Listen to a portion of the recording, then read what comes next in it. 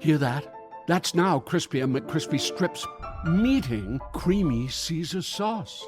Sounds extra crispy. Caesar sauce at McDonald's for a limited time. Ba-da-ba-ba-ba. Do you love the Tabernacle Choir? This year, the choir's music is everywhere you are. Listen to your favorite choir songs and music and the spoken word anytime you want on Alexa by simply enabling the skill. Alexa, play music in the spoken word. Now playing music in the spoken word. You can also download the Tabernacle Choir app, subscribe to the choir on YouTube, listen on Spotify, and have access to all their wonderful music. Happy listening. We're all locked in now. Your home for the best sports radio in Utah is right here on the KSL Sports Zone. It's time to kick off your afternoon drive with Jake Scott and Ben Anderson. Allow me to introduce the best of the best. On 97.5, the KSL Sports Zone. It's the Jake and Ben Show, 97.5, the KSL Sports Zone. Jake Scott, and he's back. Ben Anderson returns. Thank you for listening, however you may be listening. How's it going, Ben? Doing well. How are you? I'm good. It's hot. It's warm. I was on vacation this time. I didn't disappear for medical purposes, so I made that clear. Okay, thank you. And I think I just looked at my schedule. I don't think I have any more vacations planned for a while. So ideally, assuming everything goes well, the show can stick around for a little bit. I was telling, I'm not going anywhere for a while either, although we're going on a couples trip in November. And not you and I. No. Wife. My wife and two other couples. And one couple, I was telling Christian, my friend Tony is very enthusiastic about this trip. And he's one of those guys that's like a doer, you know what I mean? Uh-huh. And so it's spinning out of control rapidly. Okay. But it's July, and that's November. That's a ways out. I know, and he's already got. I think we're visiting. I think we're already booked to visit 3 different countries. No, we're staying in one location. Oh, okay. But no, I'm going back to Napa Valley. Yeah, it'd be great. So he's already got us mapped out. At he's gotten out the map, and he's like, we're here, and then at 12:52, and it's like it's July, dude. Okay, so I'm not anti-AI guy. Uh-huh. It's a little inevitable, so fighting it is a little goofy. I'm also not like, let me use as much AI as possible. But I will tell you, I plugged into AI. I'm going to Yellowstone. This is the entrance of the park. This is where I'm coming in. Mm-hmm. I would like to see as much as possible, break it up over 2 days for me. Where should I stay in between? And it legitimately gave me good advice. Now, I'm sure it just scoured the internet, stole somebody else's actual hard work where they wrote all this stuff down, because people have been going to Yellowstone for whatever. It's the first national park in our country's history. I'm sure it did steal somebody else's hard work, but it gave me a great itinerary. And it worked? And it really worked. It did an amazing job, and then I still had to go out and get a audio tour guide, which I would highly recommend, and I don't need to advertise it here, but if you want to DM me if you're going up there, I would give you advice of what I took that I thought was great. But the AI was helpful. So your buddy, as much as he's getting down to business, you can log on to ChatGPT or Microsoft Copilot or Claude. Christian's a Claude guy. Whatever you want to do, and just say I'm going to be in Napa for 4 days on a couples trip. I've been here before. What else should I try? And it might be worth your time. Yeah. Not how do I do my job? How do we replace Christian Esparza? No, first of all, it wouldn't surprise me if this guy was using AI, but in this particular case, he knows a guy. Okay. His name's Claude. He's that, he knows, I know a guy who's dialed in and that kind of, I know. With the AI isn't necessary. Okay. You've got a guy. Mm-hmm. So anyway, they asked me if there was any farms or whatever that I wanted to visit, and I, of course, answered Boone's Farm, mm-hmm. but I don't think they've got a spot in Napa. I didn't realize how long Boone's Farm had been around. I have no idea. Certainly since the early 2000s, late 90s. Oh, no, my dad said that's what he would drink. Oh, yeah, the Boone's Farm? My dad was born in 1950. So it's been around for a minute. Been around for a while. It's an established brand. If people don't know, it's the cheapest. It's kind of the original, almost Mike's Hard Lemonade. It's technically wine, wine, but it's Barely. Barely, and it's cheap and it's garbage. And it's apparently been around forever. I didn't realize that. Really fruity. Christian, you ever had Boone's Farm? I think, yeah. Okay. Yes. Okay. The people who drink Boone's Farm are the teenagers that steal it from the 7-Eleven. Yeah. Exactly. Yeah, exactly right. I think the first place I saw it was when I moved to Florida when I was 20, and they would sell it at the Walmart because you don't need a liquor store. Right. I was like, what is that? That's what it was. Thus the joke Boone's Farm would not be somewhere. That's not the farm anyone wants to visit. That's not where anyone really wants to go. No, I'm glad your trip was good. We had a good time. Yellowstone was good. Christian had an in-law experience over the weekend that went positively that could have gone very negatively. This was the entire family came out and stayed at your guys' house? 12 and a half people in my house. Yeah. What does a half person mean? My son's 4 months old. Oh, I thought you were talking about like amputee. I was like, No. wow, man. Everybody's got everything. Relax. Cousin Larry had an incident in the war. Right. Yeah, no. Okay. But his went really positively. Ben, you had an in-law component to this. Everything goes swimmingly? Yeah, they were great. They have a place. I bet it was fun. Halfway between, not even halfway, much closer to Yellowstone than Salt Lake. So not driving straight from Salt Lake and then getting into the park at like 4 p.m. and being like, I guess we're driving for 4 hours, 6 hours, 8 hours to do one of the two loops. No, we drove up Wednesday after work, stayed at their place on Thursday, and then Friday we drove the final hour to get to Yellowstone. It was great. And you guys went to West Yellowstone too, yeah? Went in West Yellowstone. That town is cool, though. West Yellowstone? Yeah. It's all like souvenirs and kind of a Yeah. funky town, but I've had fun there before. I like tacky stuff. Yeah, it's like the Boone's Farm of towns. A little bit. But then we stayed at this place called Cook City, Silvergate technically, which is on the northeast side of the park. It's like it's got to be the least used entrance.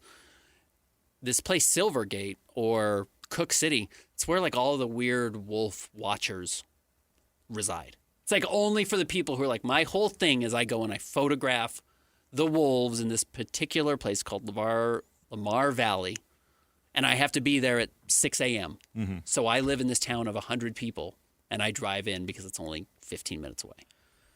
So it was weird. I judge people on their profession often, Mm-hmm. and this will be more relevant later when we have to talk about or I want to anyway, talk about the Shohei Ohtani podcast. Yes, I have not that's out there. fully caught up. I listened to it today, and it was entertaining. Okay. But we can talk about a group of people that aren't my favorite when we get into that. But I bet you wolf people are pretty weird. I bet you that. Have you seen Grizzly Man? Have you seen the movie Grizzly profession Man? as a whole? I bet those are some pretty weird people. No. The guy who goes up to Alaska to live with the Grizzlies. Uh-huh. It's a must-watch. Truly, it's one of the great documentaries of the last 25 years. They're all this guy. And I guess I won't spoil it, but Grizzly Man, Timothy Treadwell, believe it or not, didn't live very long going and trying to hang out with all the grizzly bears Probably in Alaska. not. No. Yes, the wolf people, the reason they like the wolves is because they see themselves as wolves. It's weird. You're not. Wolves are monsters, and I'm not even anti-wolf. I think, like, I'm listening to a whole book right now on bringing wolves back to Yellowstone and how controversial it was. Like, what a huge fight it became for both sides of the aisle. Like, who's pro-wolf, who's anti-wolf? The people who are pro-wolf view themselves as one with the wolves. It's like, these wolves would just absolutely eat you if they got the chance. A la Timothy Treadwell and the Bears. No, they would not. I've read White Fang. Sure. That'd be cool. That Jack London was a genius. Yeah, notoriously friendly creatures. 150-pound violent Indeed. dogs. It's rough. I haven't been to Yellowstone since my early 20s, but what an impressive place. Old Faithful still going off? Still goes off every 90 minutes or 70 minutes or whatever. How that makes sense is beyond me. We watched this one called Steamboat. It's a geyser that didn't go off between 1911 and then 1961, and then has kind of gone off every once in a while since then. But the last time it went off was late February. But like you watch and you're like, it kind of seems like it's about to go. It's like steaming. And that's they may have just faked this one. That one might be fake. Where they're just like, there's some dry ice down there. There's a fog machine. And we'll just have some guy down there with like a super soaker who just like sprays water out every once in a while to get you to hang out. No, I gave you the advice to take away all the stimulating things from your kids for the drive. I'm guessing you didn't do that. Didn't do that in the slightest. Though No. my son did listen to this audiobook on wolves with me the entire drive back. Okay. And was like, don't finish it until I have a chance to listen to it with you. So he did get into like the audiobook format. Okay. So All right. successful. Good. Yeah. The family, the classic family road trip. Yeah. Still everyone getting along. Still charming. Yeah. All right. Well, Didn't get gored by a buffalo. Christian didn't Bison. kill any of his in-laws, which could have happened. Yeah, I'm sorry I missed your 12 and a half person stead. You tell me if I made a bad move, okay? Long story short, I took all the kids fishing. Me, 6 kids, my brother-in-law. Nobody caught a fish except for me. Right at the tail end of the day, I got a bite. I reel it in. I bring all the kids to look at it. Should I have let one of the kids reel it in after I've, realized I had a fish on the hook? Should I have passed the pole to one of the 6 kids to reel in? No. You're cool Uncle Christian now. That's, yeah. Oh, I had the entire opposite point. Christian is a terrible, terrible person. I had to show them how cool I am. The kids have never been fishing. They've never had that experience. They're bored out of their mind for several hours, and Uncle Christian is reeling in the only bite they get. Somebody take a video. There's like, did you tell him to hold your beer? One of the most famous dictums of all time is this exact scenario, which is teach a man to fish, or give a man a fish, he'll eat for a day. Teach a man to fish, and he'll eat for a lifetime. Christian, I mean, I'm mixing up my metaphors a little bit. No, he didn't. But like, it's the ultimate carrot. The carrot, just instead of a carrot on the end of a stick, is a fish on the end of a pole. Because it's Christian's job to raise these children, as opposed to Uncle Christian's job to let them have the excitement of reeling in a fish. You gotta let 11 different psychos reel in a fish. How many kids did you say? 6? 6 kids, yeah. One would have been fine. That fish would have been torn to shreds by the time that pole got passed around. One would have been all right. One experience for one child. My defense was, if I pass the pole to one of the kids and let him reel it in, all his siblings are going to be jealous. Be like, why? Yeah, well, no, why all did, why 6. did I If not one get the gets pole? to try, they all have to try. Right. And then you're ending up with a fish that the hook has been ripped through his face, which that's fishing. Or you've lost your pole. The pole has ended up halfway down, whatever. You both can speculate your way into selfishness all you want. All I know is that Christian could have provided an experience for a loved one who happens to be a child, and instead he thought about Christian. They did get a great experience. They saw cool Uncle Christian catch a fish when no one else could do it. Yeah. Uh-huh. Something to chase. So anyways, I'm with you. I would have done the same thing. Bleeding heart Jake over here. Let him go and have a fish. Kids be darned. Stand by, kids. It's Uncle Christian's time to shine. I love it that that's your argument. I think you made the right move. Check this out. No one's catching fish. No one was catching fish outside of Yellowstone there were these either. 2 little kids next to us that kept catching monster Oh, carp. really? Yeah. Oh, carp. Yeah. Right. But they don't understand. They just see that they're huge. Yeah. So we're like, okay, we got to do something. I caught a little bluegill like this big. Okay. Christian goes fishing 3 times a week. These kids are from Vegas.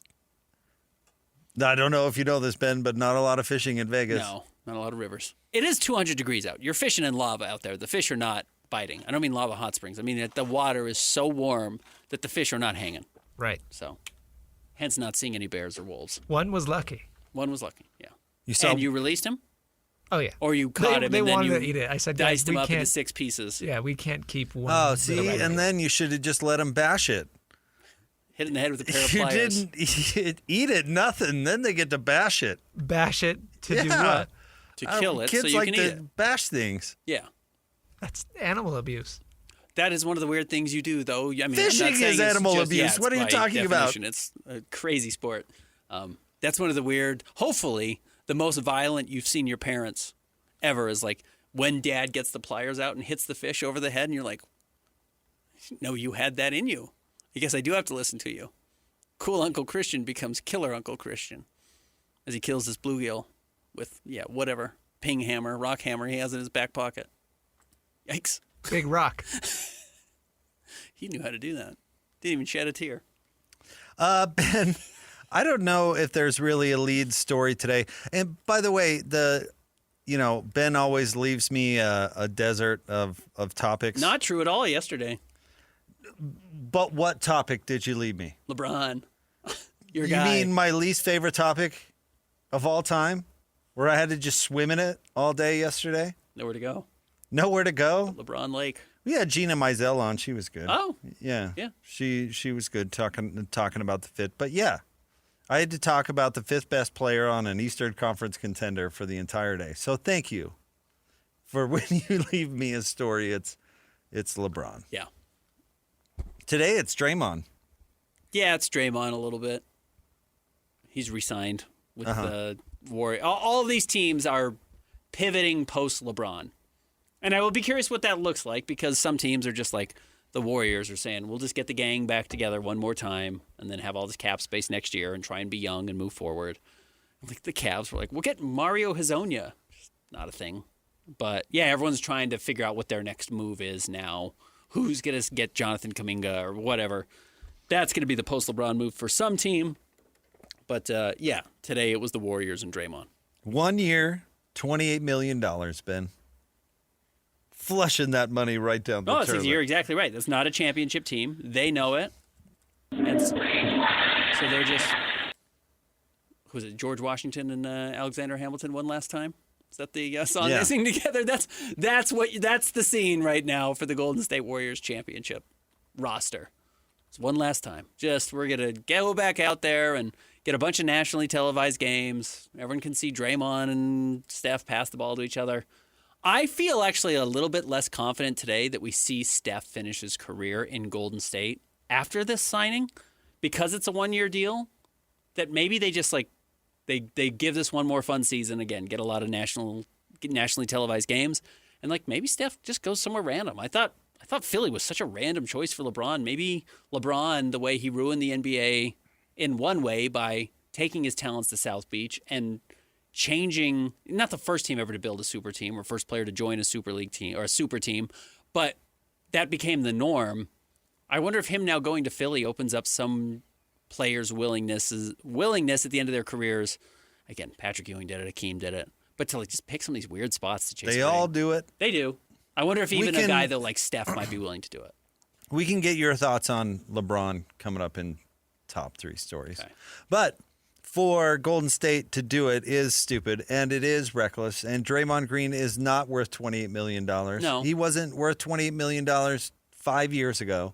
So I don't know. I don't know what Skippy, that's my new nickname for him, Dunleavy there in Golden State is doing, other than a really bad job. And if you were going to refit the team around Steph, you made the wrong decision 2 years ago or 3 years ago. I mean, they've just made so many bad decisions. To just say, let's run it all back is reckless, because they're a play-in team, because they're terrible. Yeah, they're old. Look at that roster. It is terrible. Yeah. They are giving Draymond Green this money to have some sort of reward for a job well done when he wasn't even that good to begin with. Valuable, sure, but he's made, Scotty looked it up, of the players that have made whatever it is, $250 million in his career. He's the only one not to average 10 points. Yeah. No, look, Draymond was critical to those championship teams. He was not more critical than Steph. Probably wasn't more critical, actually, than Clay, though I know some people would want to argue that. It was the exact perfect roster for a guy who cannot score at all, because you had two of the greatest scorers in the league at the time and the best shooters that cover up everything Draymond can't do, playing together in the Splash Brothers. It was truly a perfect fit, and that's why so many other people have made fun of him for that exact reason. That's why Jordan Poole called him an expensive backpack, which is one of the great insults in NBA history. It's just like, yeah, man, you got so lucky to fall into this. And that doesn't mean you didn't make the most of your opportunity. Good for you.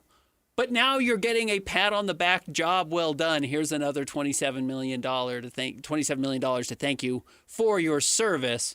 When no, Draymond at this point in his career is worth Yusuf Nurkic money. Less, maybe. Can he even stay healthy? He's at the big stage of his career. All he does is punch people in the face and shoot off his big bazoo. He's not even a tooled player anymore. Right. You know what? He is the best of all time small ball big. And that is a thing, and that's a thing to be proud of, I suppose. but it's not a thing that usually makes $250 million. And so his flexibility in being able to play big at times made them really difficult to guard. That was his greatest value. That was it. And he could pass a little bit, which helped because you're running Steph Curry off 25 picks. Somebody's got to throw him the pass. That's it. His best value, I mean, like his defense, his passing, all great value, was that he didn't need 12 shots a game to be happy. A lot of guys need 12 shots a game to be happy. Andre Karolinko would have been better if he had said, 4 shots a game, fine, I don't care. Rudy Gobert's career would have been better if he had just accepted, I'm not getting the ball. I'm just going to catch a couple of lobs, and I don't need to touch the ball. But if I set a bunch of screens and block a bunch of shots and grab a bunch of rebounds, I'm going to be super, super valuable. And Rudy couldn't get over it. And Andre couldn't get over it. No. He's gotten over it, you're right, late in his career. Draymond was over it most of his career. Draymond never said, I've got to be a scorer. Why would I want to be anything else? And it's not. That's been the best thing Draymond has recognized early in his career was he bought into his role, and it did make him $250 million. Because he stinks. At that.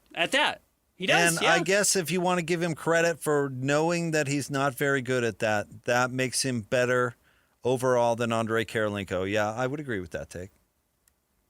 Because, Rudy has no idea. You have no skill. You don't need the ball. Everyone's better off you not touching the ball. Fact. So what are you crying about? But they get paid. They think when you get paid, you need shots. I've got to be scoring 20. I'm a legend. I'm Rudy Gobert. Yeah. No, you don't. No. And he was a star here, as much as he could have been. But he was not a star because no one could ever tell you how many points per game he averaged. No. But they remember he was 2.7 blocks and 13 rebounds and did shoot 70% from the floor. But no one's ever like, the difference on this Jazz team was Rudy was at 16.8 points per game. Nobody ever thought that. So, I'll give him credit. You know you're not very good. And so you're going to steer clear of that and create value elsewhere. I really like that. I like that about Dennis Rodman, of all people. It is surprisingly perceptive. But it's not worth $28 million when you're 49 years old. True. That is the other part of it. Not a lot of guys do get the $20 million contract, which is what they value more than anything else, and I don't blame them. They're trying to get paid. But more guys probably hurt themselves by thinking I have to score, whereas, if we want to bring this hyper-local, Cody Williams should go and knock on Will Hardy's door and say, Coach, I want to try something. I want to be the first NBA player who never shoots the ball. But I'm going to play a lot of defense, and I'm going to get a lot of deflections. Maybe if I get a dunk on a breakaway, I'll do it. But watch me not shoot at all, and I think I can be really valuable to this team, and that'll separate me from Bryce Sensabaugh. It's not going to make him $20 million a year, but it might allow him to stick in the NBA. A lot of guys have washed out of the league because they're not willing to not shoot the ball. Draymond did. Or not dribble. Like your guy from Baylor. Jared Butler. Jared Dribble. Who thought, Dribble Butler. I'm going to come in and dribble. Hey, did you hear that the writers are asking about me in the postgame of Summer League? What do they see what I got? Next. I'm going to go show them. I wish I knew who Joe Ingles told to go out there and play selfish. He gave a rookie intentionally bad advice, saying, "Dude, they're mistreating you. You're the star. You need to go out there and really. You need to go show them your stuff." And then I guess it got him yelled at. You should go back and look. We might be able to. I don't think he said the name, but I bet we could we might be figure able it to out. narrow it down. All right. Stay tuned. We'll have top 3 stories of the day at KSLSports.com coming up next. Jake and Ben, 97.5, the KSL Sports Zone. Hi, Ryan Reynolds here for Mint Mobile. Are you looking for a beach read this summer? May I suggest your big wireless bill? It's got suspense, mystery, a slightly flat, emotional arc, and a shocking twist where you realize you've been overpaying the entire time. Fortunately, though, Mint's story is better. Every plan, $15 a month. Even unlimited. That's it. Happy ending. 0 tears. Give it a try at mintmobile.com/switch. Upfront payment of $45 for 3 months, $90 for 6 months, or $180 for 12-month plan required. $15 per month equivalent. Taxes and fees extra. Initial plan term only. Greater than 50 gigabytes may slow when network is busy. See terms. I think the engine's stalling out on me. Yeah, that don't sound right.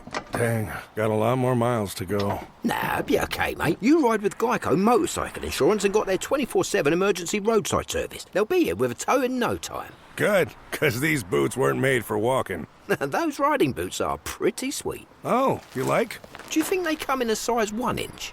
I don't know. It feels good to ride with help. It feels good to Geico. Emergency roadside service is optional coverage. It's time to break down the biggest stories of the day. This is the top 3 stories of the day on KSLSports.com. 97.5 The KSL Sports Zone. His dad was a race car driver, believe it or not. I think owned the gas station right by East High School. Uh-huh. Yeah. At one point. Yeah. Jake and Ben, 97.5, the KSL Sports Zone. Time for the top 3 stories of the day. KSLSports.com, brought to you by J. Brooks Jewelers. Cherish your love with J. Brooks Jewelers. Explore their expertly crafted engagement rings made from the finest materials. J. Brooks Jewelers. All right, Christian, where do you want to start today? Number 1, Ben missed out on one of the most important days of the year. Ben, let's get your thoughts on LeBron to Philly. I'm very surprised it wasn't Miami or Cleveland. I actually really like that it wasn't Cleveland. I think it's more interesting. I'm not sure I get it. I think Cleveland's going to be, or Philly's going to be good. You know, Jaylen Brown's a really good player. LeBron, I think, can play the role as a helper. Ideally, you can tell Joel he only needs to play 50 games, save his body, be healthy at the end of the year, but it's not like they haven't been saying that for the last 5 seasons. I like the idea of VJ Edgecombe, like learning from LeBron a little bit. I like Tyrese Maxey having another guy who can help him initiate.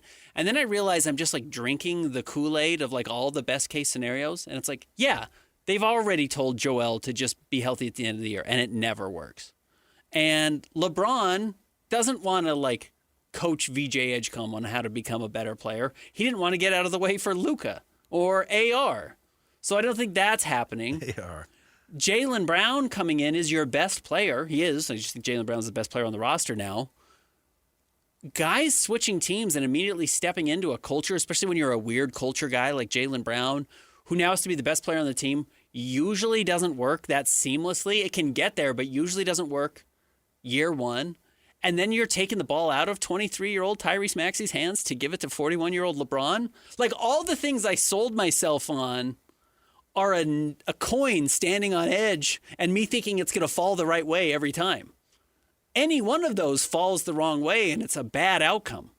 And that would be my fear for LeBron to Philly, other than I just like it more than the Cleveland story and the fact that Donovan Mitchell was catching strays. Apparently that Donovan still being there is the reason LeBron didn't go to Cleveland is a little funny. I love how that leaked out.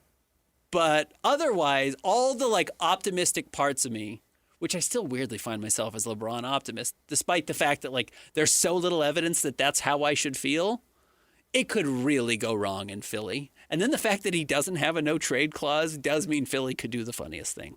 And this is how he doesn't have a no trade. He doesn't have a no trade clause. You said does. Sorry. Oh, doesn't have a no trade clause. So Philly can just trade him to Toronto if they want to with a 15% trade kicker. But when you make $4 million a year, who cares? Who cares about a 15% trade kicker? This is actually extremely funny. It was really a bad sign for me that he went to Philly, which has a relatively weak front office. It doesn't have like the most established execs right now. And it made me think, oh, LeBron is coming in to make more moves. Well, LeBron knows the GM. They grew up playing high school basketball together. Okay. Yeah. LeBron is coming in to play GM again. Well, I thought this is a team where I might be able to make some moves. Don't be surprised if VJ Edgecombe is on the move. Gets traded. Yeah, I don't know about the LeBron flex and with the GM. I want to run a couple things by you. First of all, if this feels, I should have seen this coming more than I did. Okay. I thought Cleveland, and then I was kind of bending maybe Miami, thinking about the weather. I should have seen this coming because LeBron is so thirsty to be seen as the GOAT. He feels like he needs another championship. And what's the easiest way to get a championship? Well, that's to glom on to an already star-studded roster. Yeah, pretty good team. Or whatever. Mm-hmm.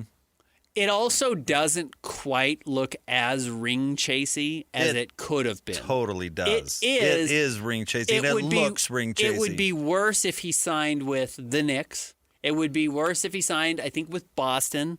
I think it would actually be worse if he signed with Miami after they went out and got Giannis. So I think in his mind, he's like weighing all these different options. And he says, like, truthfully, Philly has stunk for 25 years. Like, they've had a little bit of success, but Joel's never been to the conference finals. AI got there once. They haven't gone. Yeah, they haven't gone since 2001. Right. The year they lost, 4-1 to the Lakers in the finals. So that part of it, I'm sure, absolutely factored in. He went there because it's his super team, and it's his best way to get a championship. And when it does fail, I am going to laugh. But can I ask you this? Why does LeBron hate Philadelphia? Does he hate Philly? I'm guessing he's not even going to living live in New there. York? He's going to live there in New York. And I brought this up with Christian. Can you imagine if somebody signed in Salt Lake and said, I'm actually going to live in Vegas and I'm going to helicopter into Salt Lake because I hate your community so much. I can't even be bothered to live here. And what's it with LeBron clowning communities? Because he was playing golf and talking about how crappy Memphis is and how they should move it to Nashville. Now he can't even be bothered to live in Philadelphia. I find that hilarious. I'm sure Philly's a fine town. I also wondered, that struck me, obviously, the New York thing. Now, look, I think Tony Jones was on this, not our show, but on the station earlier. I think he lives in New Jersey and covers Philly. It's not like totally uncommon. It's not the same thing. It's not, but New York and New Jersey are very close. Yeah, and LeBron can afford to buy any house he wants anywhere in the world. Why they're close? Because New Jersey is in between New York and Philadelphia. Right. It's not the easiest So in pathway. order to get to work, he has to take a helicopter over an entire state. Tony Jones drives a Prius across a state line. That is not the same thing. You're right. No, clearly he doesn't want to live in Philadelphia. If he did, he would live in Philadelphia. What's up with that? No, it's Roger Clemens not traveling with the team. And the other thing, I love the Donovan Mitchell thing that it leaked out. I love it because if we need to reset it, yes. The belief was okay. Go ahead. LeBron would be in Cleveland right now if Donovan Mitchell was not in Cleveland still. If they had moved him to New Jersey or Brooklyn now or whatever, and he was going to live somewhere else or be playing somewhere else, that would have left a space for LeBron to come in. Now, why is that? Next step. Why would he feel that way? Why is that? Comes back to Darius Garland v. Donovan Mitchell and that feud 3 years ago, where Garland's demanding a trade, Donovan's demanding a contract extension. Adele is leaking to the media that Donovan is a coach killer. You remember all that? Mm-hmm. Adele doesn't forget, man. I didn't see. I saw the tweet. I can't remember who wrote it, so I apologize for not giving them proper attribution. Somebody said there's no one better in the NBA at basically hiding being bad or like the best losing player in the NBA than Donovan Mitchell. Donovan is the king of, had a good game in the closeout game of the series that we lost, but I scored 40. But you're like, it always happens that way. He's always on these losing teams. He's kind of always can't break through. The Jazz never got to the conference finals with Donovan. But you look at his box score, you can always say, I mean, he had 50 twice against the Nuggets in that bubble. It's like, how did the Jazz blow a 3-1 series lead to the Nuggets in the bubble? It's like, there's kind of a lot of common themes there with Donovan. So to that point, LeBron probably is smart enough to sniff that out. I do think LeBron now... No, I think LeBron holds a grudge. It's very possible. I don't think LeBron sniffed anything else. Okay. I think LeBron holds a grudge because his guy lost. Cleveland picked Donovan. They didn't pick Darius Garland. Yeah. They traded Darius Garland. That's very fair. So LeBron isn't going to go back to Cleveland and play with Donovan because you never... It's not his clutch guy. Never double-cross Adele. But if it was Darius... Adele remembers. Yes. If Donovan had been traded to the Clippers and or Darius had been traded to Brooklyn, Garland were still there, you get the clutch marriage. You get the deal. Yeah, very possible. But I don't think it has anything to do with, I don't know if Donovan can come through in the clutch. Because you have LeBron. LeBron's coming through in the clutch. LeBron's getting touches. To more of your, I kind of like how you started, and we can move on, and we can even come back to this, but where you see all the things that could go right. I made this joke with Gina Mizell yesterday. VJ Edgecombe is never going to shoot again. So if you think that's good for his development, well, that's good times because LeBron is taking a bite out of somebody. LeBron should come in and be their power forward and be Draymond Green, average 9 points a game, 8 rebounds, 6 assists. 6 assists. Yeah. Maybe kind of try and play big because you're older and you can't move laterally, but maybe you can forearm somebody in the face once in a while. He ain't doing that. In fact, Christian brought it to my attention yesterday, but it was Sham Charania who reported that LeBron wants to come in and play a little point guard. He's gonna be and the it's point like, guard. of course that leaks right away. Yeah. Because LeBron is already telling the other players on that team, I'm going to be touching the basketball. Mm-hmm. Tyrese Maxey, if you think you're going to be point guard and dribbling, not on my team. Yeah, pal. not on my watch. Not on my watch. I've already got the Shams leaking it out there that I'm playing point guard. I'm coming in to play point guard. No, there's a real world where this is just worse for everybody on Philly, and you better get used to playing defense because LeBron's cherry picking. But the good news is it's all going to be on tape and documented for everybody to see. Do you think for 1 second Jaylen Brown is going to enjoy playing with LeBron James? He just got done with Jayson Tatum, right? Eclipsing him out, and now he's got LeBron James, and who's a worse player and needs more. And LeBron and Brown didn't even talk before LeBron signed. Remember, Jaylen Brown was clowning Bronny. Yep. No, it could easily go wrong, really wrong. But Rich Paul did talk to Jaylen Brown, so I'm sure they worked it all out. Sure, it's great. Next. Number 2, Big Ten Media Days underway. Kyle Whittingham is not taking the podium until Thursday, but we did get this soundbite from him today. Wait, what do you mean? Today is Big Ten Media Day. What do you mean he's not doing it until Thursday? Media Days with the Z. Whit is telling us how to fix college football. I think it's got to be an NFL minor league model where we have a salary cap.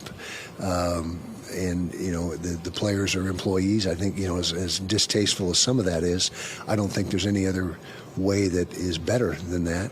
And, right now it's out of control. I mean, we're going to have probably, a dozen teams in the next recruiting cycle with $50 million rosters. And there's such a disparity between the haves and the have-nots. And I think that the only way to get that evened out and level the playing field is to go ahead and pattern it after an NFL, like I said, a minor league NFL model and a super league, if you will, and you'll probably see 48 to 60 teams survive the cut and be on the right side of the line in the sand and proceed forward. Whit's got to be careful. That's Big 12 talk. He's going to get disappeared because that's not necessary. That's great for the Big 12. It's great for the ACC. That's not, the Big 10 and the SEC should just be trying to pull away themselves, and that's some of the 48 team talk. But that is still this idea that we want what's fair for everybody. That's not what Michigan fans want. Well, that's funny you say that because I was just about to totally give him credit for staying consistent. Oh, absolutely. Yeah, that is still Kyle Whittingham that we knew. Even though that is not in his self-interest at the moment anymore, we heard him say basically that exact same thing. Exactly right, no question. When he was just east of us here, up there on the hill. So I was about to give him credit for staying consistent. Good for him. It's not like he went to the Big Ten and is like, screw those guys. Big 12 stinks. We've got all the resources in the world. Not my problem anymore. He did not do that. He did not. Credit him for not doing that. However, I don't think that's going to make him beloved anywhere. Well, is that his goal? No, probably not. And we know he's only going to be here for a couple of years. And again, this is another story we need to talk about. But you saw the numbers for the jersey patches for Ohio State and Notre Dame, that they're selling their jersey patches for $15 to $20 million a year annually, which is what the entire Big 12 got for the monster jersey patch that is getting split 16 ways. And all these Big 10 teams are selling their individual jersey patch for $16 to $17 million a year for their own team. This is about pulling away. This is about Michigan looking at the Big 12 and scoffing at it and saying, you're not in our league. Quite literally, you're not in our league. But also, you're not in our same sport. And we don't want you in our sport anymore. I'm going to try to not have the most callous view of college athletics going forward. I don't think it's good for the show. I don't think it's good for my opinions. We've got a college football season coming right up. College basketball is not that far away either. But, man, it's hard to look at this and feel like, yeah, this is good. This is going well. This is good. This is all going to be really good. This is going to last a while. It doesn't feel that way to me at all. No. But I'm glad Whit will say that. I just think that Whit is going to be the last He's of a dying breed saying this. We'll see. In that conference That there should be any rules and regs at all. That there should be inclusion for anyone beyond just this conference or just that conference or maybe just these two conferences. But the SEC doesn't want that. The SEC doesn't want to be involved with the Big Ten. If they did, they'd do college football playoff expansion. They don't want it. They've already said it. So soon, the Big Ten is only going to start looking out for itself. The SEC is already only looking out for itself, and neither of those is good for the conference that we cover. Next. Number 3, an update to a story we touched on yesterday. Kyle Shanahan, 49ers head coach, came out today, talked about his car accident that wasn't reported on until a week after it happened. First of all, car crash coaches across football right now. Shanahan, is it the Vikings defensive backs coach who got suspended for 3 weeks today for getting a DUI? There was who's the tight ends coach on the East Coast that just got fired? For the Commanders that got fired for getting a DUI or DWI, whatever. All these coaches are getting canned or suspended for getting in car wrecks. Shanahan today says, I was looking for my phone in between the seats and I took my eyes off the road. Wrong. I don't believe that for a second. It doesn't mean he was drinking, but he was texting or doing whatever and not paying attention and rear-ended somebody. It was his fault, but... He didn't get cited, though. No, he didn't. It must have not been... I mean, I'm glad no one got hurt. Well, Seriously. I mean, if he were drunk, I would like to think... Correct. He got pretty hurt. He didn't hurt anybody else. Correct. He did get hurt. But if he were intoxicated, maybe, call me naive, but I'd like to believe that the good folks in law enforcement out there would enforce the law. I don't know about texting and driving. I don't know what the law. He could call Diana Rossini and get out of it. I don't know, but I will tell you this: that I was talking to Christian because he upgraded from the Maserati and has a newer car. Oh, congrats! And my newer car has Android Auto, where my other one didn't. I think you're in a fairly new car that you probably have, but you're a weirdo Apple person. And have that whole thing. There is zero excuse to text in the car anymore. There just you don't need to take your eyes off the road to text. Zero excuse to text in the car anymore. So I don't know what Shanahan was doing, but if you're out there in the modern technological world where you can just push a button to have your text read to you and then easily respond. Yeah. I don't think you need to be having it on your lap or having it reaching for it or whatever.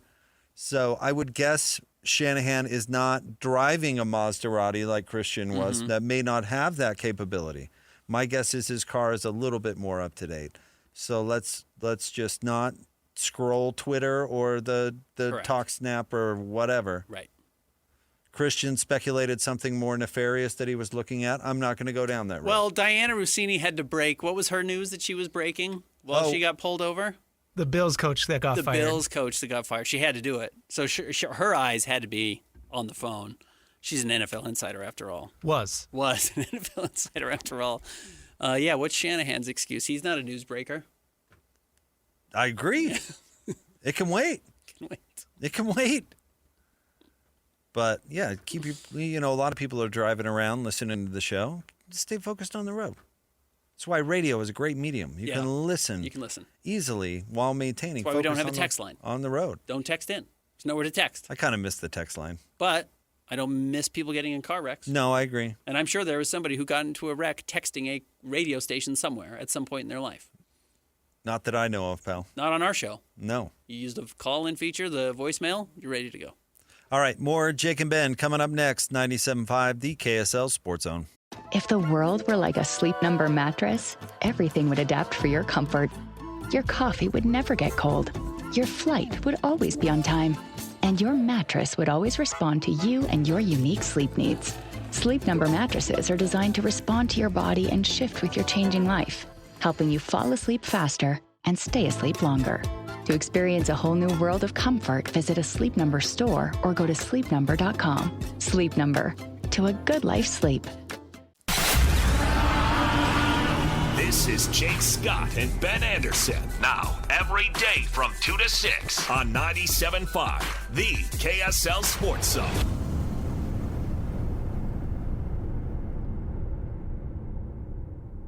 Jacob Ben, 97.5, the KSL Sports Zone. Stay tuned. Top of the 3 o'clock hour, Shreyas Laddha is going to join us, covers Kansas for the Kansas City Star. We will ask him what he thinks of Ben's Jayhawks going into this year. And by the way, when we say that, Ben he wants to be specific. He is a fan of the Jayhawk football program, not the Jayhawk basketball program. Correct. Specifically football. So we'll talk to him about that. Ben, do you want to cast any more light onto everybody seems all worked up about this jersey patch thing. And I honestly do not care, but I realize other people do. And I kind of want to ask as to why people care so much. So what are the figures? Per ESPN's, Notre Dame has reached a multi-year deal with SoFi Technologies that will place the financial service company's brand on the Fighting Irish's jerseys in every sport starting this season. The university announced the 6-year deal is worth about $18 to $20 million per year. So everybody's mad that what? That's $18 to $20 million more than most other teams that are not in the Big Ten or the SEC are going to get, and even much more than those. Now, let me ask you this. How much does Colin Cowherd make from Fox per year? A lot. Like $10 million. At least, yeah. So why aren't you more bent out of shape, Ben, for the $500,000 that you make now? Because I'm not competing with Colin Cowherd. Oh, you are in a sense. But I pick Colin. I'm just picking a national radio guy. I mean, I could have picked Armpit, and we could be talking about $60 million, but I just picked that. He's got a much bigger audience. He's had bigger platforms, and he's worth more than we are. And I'm picking on you, but I mean, we do radio here in Salt Lake, and that's worth what it's worth. It's not worth the same as what Colin Cowherd does for Fox Sports Radio. Utah, BYU, the Big 12, ain't Notre Dame. Obviously. That's never been true. So is this new news to people today? Are people complaining that, Notre freaking Dame? And I know Ohio State's the other one. If you are comparing yourself and your lot in life to Ohio State and Notre Dame, you're crazy, because nobody is Ohio State and Notre Dame. Maybe Michigan, maybe Alabama. I mean, sure. And probably not even Alabama. They don't even have but those schools, Utah, BYU, the sooner that these Big 12 schools realize that they have to punch above their weight because they're not these built-in advantage schools, is the sooner that they, I don't know, figure things out that in this new world, because we keep talking about it and everybody's waiting for legislation. You're skeptical it's coming. I think most people are skeptical it's coming. So the sooner that these schools realize we're not Notre Dame, like there's nobody lining up outside Utah's door to give them $18 million to be on their jersey patch. So I don't understand what everybody's so bent out of shape about. Is there a sports radio playoff? A playoffs for sports radio, where we all compete against each other? Is there one? How does that matter? Well, is there one? There is not? No. And is anyone fighting to expand the thing that doesn't exist? There's not. Because we're not being told that there is some trophy that we're all trying to get to. Yeah, everyone's trying to get ratings. Everyone's trying to get advertising dollars, et cetera, et cetera. We're running a business, certainly. No doubt about that. And we are competing with Colin Cowherd on that front, yes, to try and get some of those business advertising dollars. Okay. But this entire lie of the college football playoff, from 2 teams to 4 teams to 12 teams to 16 teams to 24, whatever, it's all a lie to make fans believe you're competing for the same thing. And while that's happening, you have Notre Dame, Ohio State, USC, whatever, playing by totally different rules while still being told, yeah, the playoff's about fairness. This is all about making sure it's fair for everybody. Kyle Whittingham's quote we played, that we should make this a minor league system that mirrors the NFL and people are going to be capped at how much money they can make. It's just never going to happen. And it's not about fairness, and it shouldn't. They don't want it to be about fairness. So you're right. I'm totally with you. I'm not disagreeing with anything you're saying. But there are listeners to our show who think everything works right for Utah this year, or everything works right for BYU this year. Playoffs? we get to the playoffs, everyone can win a championship because that's what the playoffs are about. It's a lie. That's a lie. I don't think it's a lie because you quite literally have access. Now, how hard is it or how easy is it is a different story. And yes, different. And what do you places have access to? Well, they have to get your ass kicked the way Texas Tech scored 0 points in the playoff? I know. But you're assuming something that happened as opposed to quite literally they have access to the trophy. They have access to the playoff. Sure. That wasn't always the case. Utah and BYU were on the outside looking in the BCS era for a long time and did not have access. So I'm speaking very literally that they literally have access to the opportunity to win the national title. That is not a lie. That is true. What you're talking about is, do you have a chance to compete given the resources that you have? And my answer is, you better figure it out because those resources aren't magically appearing. And the things, I'm not disagreeing with you either for that matter. The things you're pointing out have been true since the dawn of time. And the things you're pointing out have been true since the dawn of time. Nothing has really changed in that sense. And so it's why I don't know why we get so caught up in the figures. Who cares? It doesn't change the job for the athletic department. I mean, it might change the job to the ad rep that sold it. Mazel tov to you. That guy's or gal is having a good day today with their commission. But other than that, why should I care? Is Utah and BYU going to use it as an excuse? They might try. Nobody's going to buy it. Or nobody cares. Yeah, nobody cares. Nobody cares. So you got to figure it out. So why would I waste my mental energy worrying about, wow, did you see what Notre Dame got? Oh, good for them. Because they always have the advantage. But to waste your time complaining like, well, how come Utah didn't get something like that? Because they're Utah. No offense. Like that? No, you're totally right. Why am I not making $10 million a year?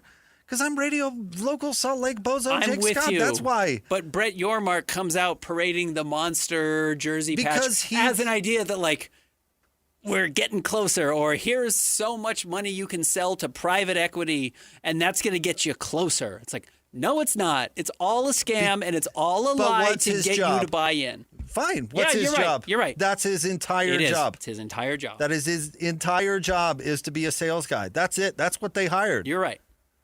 And he's a slick one at that. But it doesn't change reality. I'm with you. All right. We've got a guest coming up next. Sorry, Christian. We're a little late. We're going to talk to Shreyas Laddha covering Kansas for Kansas City Star. Coming up next, 97.5, the KSL Sports Zone.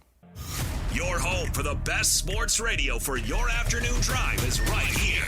This is Jake Scott and Ben Anderson on 97.5, the KSL Sports Zone. Jake and Ben, 97.5, the KSL Sports Zone. Ben, college football is right around the corner, so we've been taking a look around the Big 12, talking about what to expect coming up this fall. Joining the show now, and we welcome him back to the show. He covers Kansas for the Kansas City Star. He's Shreyas Laddha with us here on Jake and Ben. Shreyas, what's going on? Nothing much. How are you guys? We're doing terrific. We appreciate you jumping on. This is probably a difficult question to answer every year, though the last couple have been somewhat consistent. What should you expect from the Kansas Jayhawks football team this year? This might be the hardest team to predict because there's just a lot of moving parts, right? They have going to have a new quarterback at the helm. They have a quarterback battle between Cole Ballard and Isaiah Marshall. I think from what I've been told, Ballard has the edge.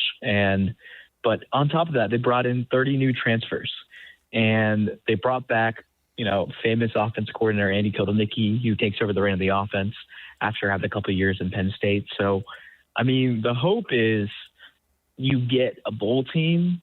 The floor is probably 3 or 4 wins. I'm probably predicting them around 5 wins, just like the last 2 seasons. But I think they're going to be a bottom, half of the conference team. I think a lot of it's going to come down to a lot of one-score games, which traditionally Lance Leipold has really struggled with, especially over the last few years. But if they can win those one-score games, they probably are bowl eligible with 6 or 7 wins. If not, it could range anywhere from 3 to 5 in my mind. So I have this theory that it's really hard to be both a football and basketball school, from like the attention of the fan base to resources. And I'm not saying it hasn't happened. I just think it's really something that's hard to do. So from a broad perspective, I'm curious to your thoughts about Kansas and specifically, I guess, the enthusiasm for being good at football. I think it's a difficult spot for Kansas, right? I mean, I was told the administration, obviously they put in $300 million in renovations because they know football is the breadwinner in college athletics. And there's a reason why they've worked hard to make Kansas football respectable again. I had a source tell me that, when, this administration at Kansas came into power, they were only making about $3 million in revenue. Now it's over $30 million or so, around $30 million or so. So it's a tough spot because absolutely football resources are, you take away a little bit from the basketball team, the NIL share and rev share and all that stuff. So it's tough and difficult in that end. But I mean, football is important, and I think Kansas fans get it. But I'll be candid. I think at least, this will be my fourth season covering Kansas football. This is probably the least optimistic I think I've seen fans and the least excited, because I just think expectations aren't very high after 2 straight 5 and 7 years, especially last year when they started 4-2, and the hope is you make a bowl game, and they just really kind of struggled down the stretch. And the year before that, where they started off really slow, won 3 straight, and then they got blown out to Baylor to end the season. So it's a tough spot. It's difficult. I'm a Georgia grad. I've seen it firsthand. Their basketball program is pretty bad usually, but they've made the tournament the last 2 years, and they haven't won anything in the tournament. But still, it's difficult to be good at both sports, as you mentioned. Lance Leipold, I believe his first year was he win 2 games, and then they jump up and they get 6, and he has the 9-win season, and there's kind of some momentum, and then they are back-to-back 5-win teams. What's the perspective of Coach Leipold in Kansas? Is he well-liked? Does he have a forever contract because at one point they won 9 games, or is there an actual hot seat? Well, I do think the level of gratefulness for him bringing the program back from almost the depths of hell. They were really bad for a decade there, and for him to put them into 2 straight bowl games is something I think Kansas fans don't take for granted, and make them a respectable program. Now the question is, can he get back to where they need to be, a consistent bowl winner? That's something he has to answer. I mean, if they go 5-7 or worse again this year, it's a really tough spot for them, just because, candidly, they've invested so much money in stadium renovations and donor money and taxpayer money and all this other stuff. There is some level of I think this is a very important year for Lance Leipold, and the quarterback play for me is going to be really intriguing because Andy Colgan will probably make whoever the quarterback is look better than they actually are. But is that enough to make a bowl game? So I think that the hope is, if you're not making a bowl game, I think there's some level of, Lance is, I don't want to say Lance is in a hot seat, but I think, you're moving towards, there will be some conversations and internal discussions if he wins 5 or less.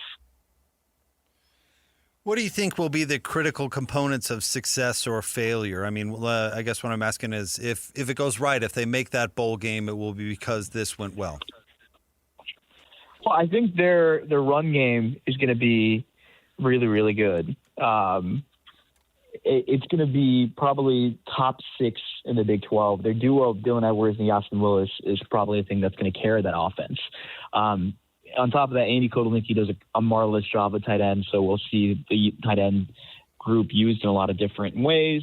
I expect, some growing pains with whoever the quarterback is, whether it's Cole Ballard or Isaiah Marshall. They don't have a ton of playing experience, and I don't think they'll be as good of a start to the season as Jaylen Daniels did last year. We started off 18 touchdowns and 2 interceptions.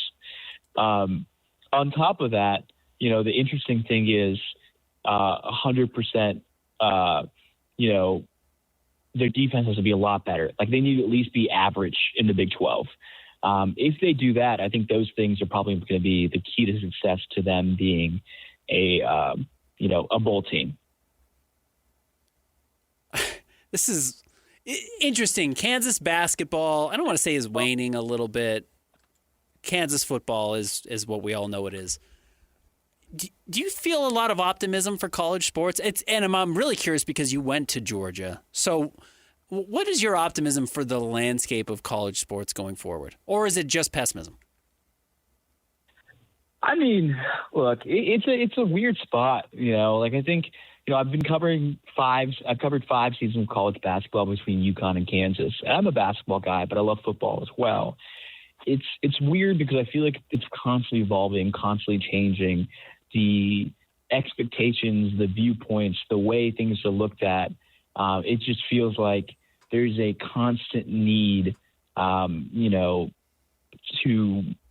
change up the game and evaluate and, the tournament expanding in NCAA to the transfer portal dates changing to the 5 years in, rule to everything else.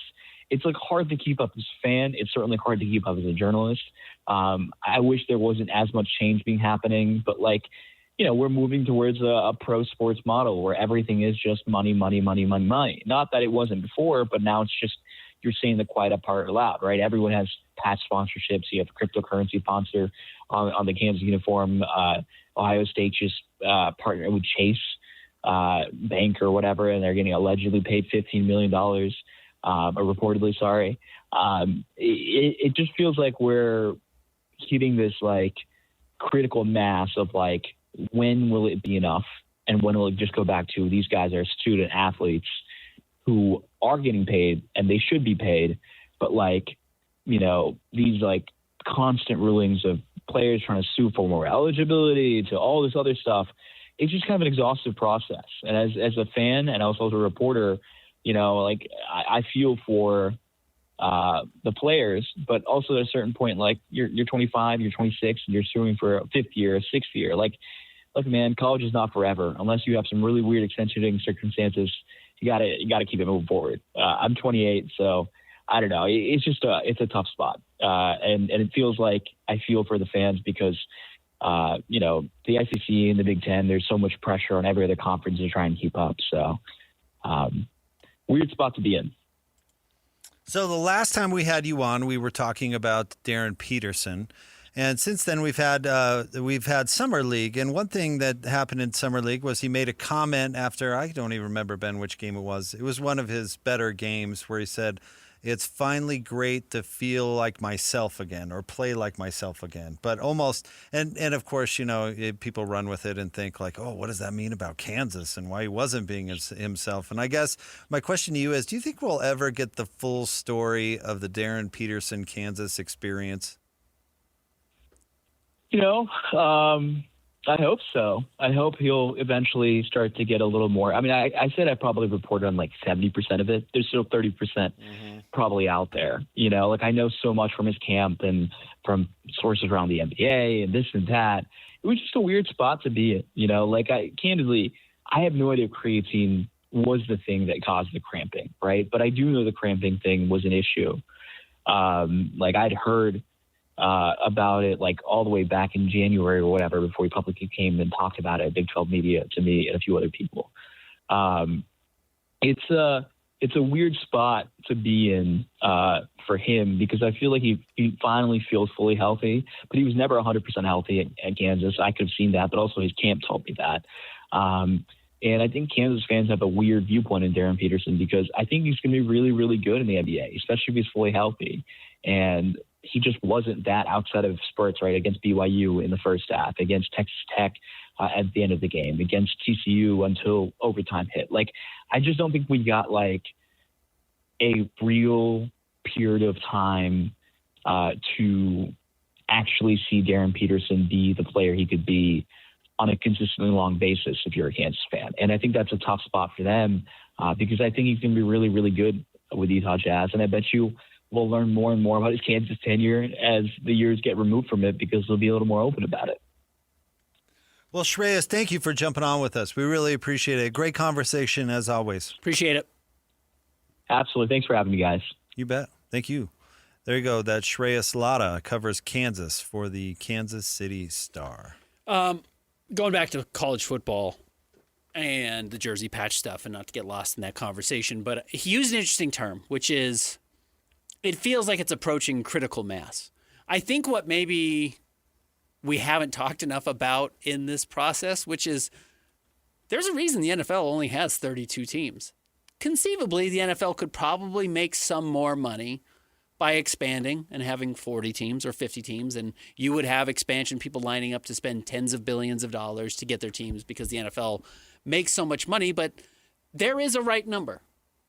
It's good to have a finite number and not just continue to MLS yourself into more and more and more and thinking that more teams is the best way to make money.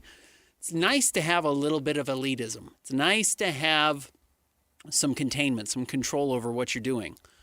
When you're running a business, college football was not originally designed to be a business, nor was college basketball. The NBA has 30 teams. There are 300 teams in college basketball Division I, right? There's 130-something Division I college football teams. Witt is talking about trimming it down to 48 or 64. That's still half again, if not double, the size of the 32 teams right now in the NFL. It's like the NFL has learned you can't be that big, and the NFL prints money. If you want to go to a pro model, which it does seem like that's the direction this is heading, like the idea that 64 teams are going to make the cut feels bizarrely optimistic. And if you are, not that many people are getting that much money, because if you're negotiating 64 teams, you're not going to have, well, I know the jersey patch in the NBA is not like fairly negotiated. What the Jazz get is not the same as what the Knicks or the Lakers get or whatever.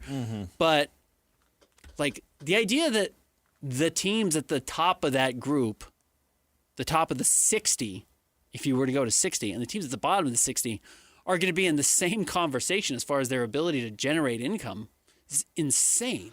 It's wrong. I mean, it's wrong. I don't think Witt's right. I don't think the scenario you're describing is going to happen. For this reason. Okay, let's look at the number one topic brought up at Big 12 Media Days, the messaging that was coming out of the league through Bert and through the athletic directors.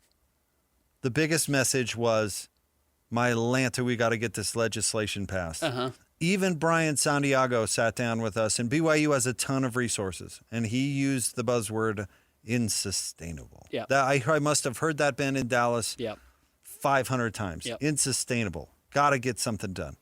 What was the big messaging from SEC Media Days? It was that, well, we could separate if we want to. We're a big deal. We're flexing. But then also, the SEC said, we kind of like the playoff where it's at. But their big thing was, we're a big deal and we could break off on our own if we wanted to. Now, this just happened today, but what so far has been the big messaging from the Big Ten on what they care about? You actually brought it up earlier. Playoff expansion. Yeah. So these conferences don't even know, are not even making the same priorities in this environment that is laid out. So why is the Big Ten making the playoff expansion a big deal? Because Fox wants the rights to it. So we know who's making the decisions for them. We know why making a smaller playoff is a priority for the SEC and protecting what they have and flexing their muscle. Like, give us what we want, which is Tommy Tuberville's build, not the other one. Give us what we want, or we're going to take our ball and go home. It's a big-time threat. What will prevent any action to go toward the scenario you're saying, or the scenario Witt is saying, is that the SEC can't, because they technically need the rest of the country. The Big Ten technically needs the rest of the country. They just do. It's part of what makes the sport magic, is it involves the entire country in a certain way. But the example I always point out is, how much do you care about the SEC basketball tournament? None. Less than none. Right. So how much would you actually care about an SEC split off? Maybe a little more in football. But if they're outside the system, they're not getting more popular. They're going to get less. I think you're right. And they know that. And so they're not splitting off. But what they're doing is flexing their muscle to get what they want, which is not the big bill. It's the small bill. And the Big Ten doesn't even care about the bill. They care about the playoff. Right. So I don't think anything's going to happen. I think it's all posturing. And frankly, the ones that don't want it to happen. And I asked Brian Santiago this point blank. I said, if everybody's on board, what's standing in the way? And he gave a pretty good answer. He danced around it a little bit, but he gave a pretty good answer. And he's saying not everybody is on board. There are other schools that want to play their advantage. And so they're not going to get on board. The SEC is not going to get on board. So guess what's going to change? Nothing. Nothing is going to change. We are here. You brought up the NFL example. Imagine if the NFL had built everything that it has today, and then Roger Goodell was assassinated. And from what happened is the NFL just went into total no rules chaos. They tore up the collective bargaining. They just got rid of everything. What would the NFL look like? I mean, what if what if the Giants and the Rams were saying, well, we have all the leverage because of our market and they're really paying for this. And the Cowboys say, but we're America's team. Let's team up with these guys and do that. I mean, it would be pure chaos. And it's exactly what's going on in college football. And there's not a reason for everybody to be on board. So what's going to happen? Nothing. Nothing is going to happen. I don't even think conference realignment's going to happen. If the Big Ten wanted Utah would be in the Big Ten. No. I don't think anything is going to happen. The pessimist in me, and our listeners are not going to like to hear this, but if I had to bet right now on what I think is most likely to happen in the next 5 years or 10 years, is the SEC and the Big Ten are going to create the Super 34-team conference. And the idea of 48 or 64, which has always been kind of like the number here, are you on the right side of that line, is nuts. It's nuts. It's 34. It's the 18 teams in the Big Ten currently and the, whatever it is, 14 teams or 16 teams in the SEC, however many it is. And they've already expanded. And they were smart and they were way ahead of this. And they went out and they got Oregon and they went out and they got Washington. And they went out and they got UCLA and they got USC. And they said, that's it. That's the teams we need to feel like we're actually going coast to coast. We've got our teams in Florida. We've got a couple of teams in the Northeast if we feel like we need them. We've got the Midwest and a stranglehold there. And that's it. And those are the 34 teams, and that's critical mass, to go back to our conversation. That's as many teams as we can actually justify. That's as many teams that can generate sponsors that will be able to pay for some of what we're trying to execute here. And Colorado and Utah and Texas Tech and Kansas State, thanks for the fish. Like, it was fun to have you around while we needed you, and we don't. We changed the model, and we don't need you. And it's cool that you can generate some of your own money, and some of you matter more than others. BYU matters more than a lot of those other teams I mentioned.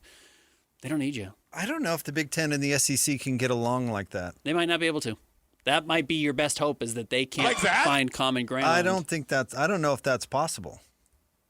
But I do worry that the first time we saw fake Big 12 expansion, not the time BYU got in, but the lie before that, which was, well, we can expand and you have to pay all these teams X share, and it's going to cost you so much money, Fox or ESPN or whoever had the TV deal at the time, or you can just give all of us a little bit more money that are here and we won't expand. I wonder if ESPN and Fox will get together and say, like, okay, we'll get these 34 teams really rich. The SEC and the Big Ten teams are really rich.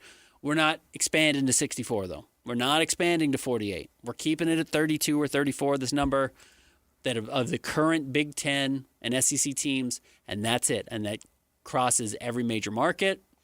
Everybody who's basically in is in. We don't have to change a whole lot, and the rest are there to fend for themselves, and you can survive through basketball or Olympic sports or whatever you want. But this pro model that Whit is talking about, if that's what's going to happen, I don't think it involves anyone in the ACC or the Big Ten or the Big 12. But that, again, I feel so pessimistic about college sports right now. I recognize that I might be out on an island here. But I think Florida State and Miami still make it in. Maybe even North Carolina. You know what? Maybe I'm being too pessimistic about Utah or BYU because our market is growing, so maybe the math changes. But I don't know. I kind of doubt it. But I would be shocked if Florida State and Miami were left out. You might be right. They might be able to get the jersey patch. Well, I mean, they're just huge brands. And the reason they're not in the SEC already is just stupid relationship stuff. It's not like value stuff. Mm-hmm. It's Florida State hates Florida so much they refuse to go to the SEC. Yeah. They'll get over that. They're trying to get over it. You would hope so. They're trying to sue to get out. That's the reason they're trying. There were ABA teams that didn't make the jump to the NBA because they dug their heels in. You would hope the teams that can are smart enough to know to jump ship. But again, as we've always said, if the Big Ten wanted you, you'd be in the Big Ten. Yeah. BYU would leave the Big 12 right now for the Big Ten or the SEC, and so would Utah. But I don't see them getting on the same page. I don't see anything changing. But for example, Michigan, Witt, your soon-to-be new boss, doesn't want it to change. Ryan Day and his boss don't want it to change. And they've got leverage to at least put the brakes on anything, which is the frustrating part. Even though that bill in Congress has gotten way too big and way too in the weeds, which seems to always happen. Yeah. All right, more Jake and Ben coming up next, 97.5, the KSL Sports Zone. If the world were like a Sleep Number mattress, everything would adapt for your comfort. Your coffee would never get cold. Your flight would always be on time. And your mattress would always respond to you and your unique sleep needs. Sleep Number mattresses are designed to respond to your body and shift with your changing life, helping you fall asleep faster and stay asleep longer. To experience a whole new world of comfort, visit a Sleep Number store or go to sleepnumber.com. Sleep Number, to a good life sleep. Make game day yours. Tickets, food and drinks, stats, and streaming. Everything you need is in the Utah Mammoth app. Download today and make game night easy. Download on both Android and iPhone. Just top. Welcome back to the Dry Eye Sufferer in the wild. Here we have Randy, who's walked away from her screen and is flushing her eyes in the office sink. Sequa! Oh, is that the soothing call of the sure-footed Sequa user? The Sequa solution is proven to start helping repair damage in as little as 2 weeks. Sequa is a prescription topical solution for dry eye disease that helps to increase the production of natural tears in your eye. The most common side effects include eye pain and redness. Don't touch vial tip to anything. Use as directed, then discard. Wait 15 minutes before reinserting contacts. Don't use if you're allergic to Sequa. Sequa! There it is again. The Sequa user knows that Sequa is comfortable from the first drop. Perhaps the others will adapt. Ow! It seems Randy has chosen to just keep her eyes closed at all times. Don't be like Randy. Visit Sequa.com, that's CEQUA.com, and seek the for yourself. Real value shows up in reliability you don't have to second guess. Like a set of Firestone all-season tires. They're designed to deliver confidence-inspiring wet weather traction and a quieter ride, no matter the road, season after season. Firestone all-season tires. For durability you can count on, just like people count on you. Firestone, always dependable since 1900. Best thing that's ever happened to you financially. Go. Easy. Sold my car on Carvana. Amazing offer. Really? I hit 200 on the scratcher. Did the scratcher come to your house and hand you a check? No. How many scratchers did you hit to get that? I hit a button on Carvana.com once. Okay, that's fair. It's like the lottery, except you always win. Not like the lottery at all, actually. Exactly. Inexplicably good. Offers worth bragging about. Sell your car today on Carvana. Pickup fees may apply. Not only do these guys give you the best Jazz coverage in the market, they've got you covered with the Mammoth, the Cougars, the Utes, and the Aggies. This is Jake Scott and Ben Anderson on 97.5, the KSL Sports Zone. Jake and Ben, 97.5, the KSL Sports Zone. Ben, they're seeing a report that Steve Smith Sr. is about to become a bigger part of ESPN's daily NFL lineup. I actually love Steve Smith Sr. on TV. This is from ESPN. He's really good on TV. I agree. Yeah. I mean, this is exactly what we talked about last week, though, with Cam Newton getting fired. It's like the problem is there are 3,000 players in the NFL. There's not that many players in the NFL. There's 1,500 players in the NFL at any given time. There's always somebody willing to step up and replace Cam Newton. Who can be good. Who can be good or do it for Sometimes less even or bad. whatever you need. There's enough bodies that can step up and just do it a little differently and doesn't have to wear a top hat on TV the way Cam Newton thought he had to. I'm just surprised he hasn't gotten more. I know he was with NFL TV. I'm surprised he hasn't gotten a little bit bigger stage because he does have a personality and he's a smart guy. I mean, you talk to him I interviewed him at Ronnie Mack's golf tournament. You talk to him for 10 minutes and you're like, okay, this is a smart dude. Now, his relationship choices, not always the best. Not up to me. But as an NFL analyst, you know what? Give me an ex-player who is just willing to say something. Because so many ex-players just won't. And it's worse for ex-coaches than it is ex-players. But most of them just won't say anything or say anything interesting or are worried about relationships and stuff. Say what you will about our guy Ken Perkins. I think his analysis isn't always the strongest. But usually he has something to say. He will talk. Yeah. Yeah. Now, I think Steve Smith is better than Ken by a long ways. But anyway, there you go. Good move by ESPN. And yes, probably less expensive than Cam, I would guess. And minus the top hat, yeah. Cam, you can grow up a little bit. You look like the Mad Hatter. I'm a hat guy. I also kind of like to dress loud sometimes. I get the impulse. But you're on TV every day or every other day or whatever it is. Like, you don't need to do that every time. Every time. But I guess that was his thing as a player. So, again, don't get famous wearing makeup. Because then you're stuck wearing like a top hat and looking like an idiot for the rest of your life. Yep. I have to wear these huge glasses for some reason. Draymond Green signed a $28 million one-year contract with the Golden State Warriors, Ben. I saw this floating around the talk snap, and I'm curious to your reaction to Draymond's hot take. Now, this is 2 years old. But he's doing a podcast. Is it that Jeff Teague podcast? And he's giving his take on Jalen Brunson's contract. Here you go.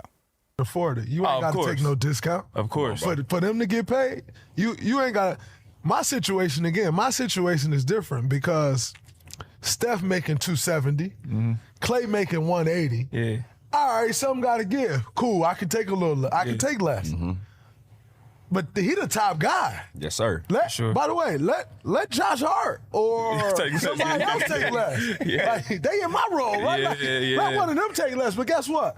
Steph Curry ain't take a penny less. I feel that. And neither did Klay Thompson ain't take a penny less. Rightfully so. If it's going to work, somebody do. Well, guess what? I ain't really expecting them to take less. Yeah, they should. I don't know what he doing. I'm happy for him. He still got the max, though. The max extension. Yeah. He ain't get the max. That's $100 million.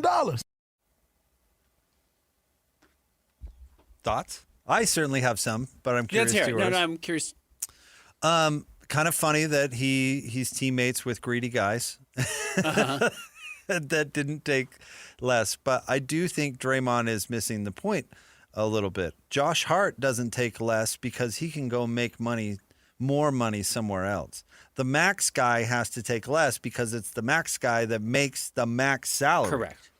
So that's the difference there. Draymond, if you took discounts because they were telling you that Steph and Klay made too much money, that's a you problem. Because you're not the one who should take a discount. The role player is not the one who should take a discount. Correct. No, like when Harry Barnes left Golden State for Dallas and took a huge contract, that is 1,000% what he should have done.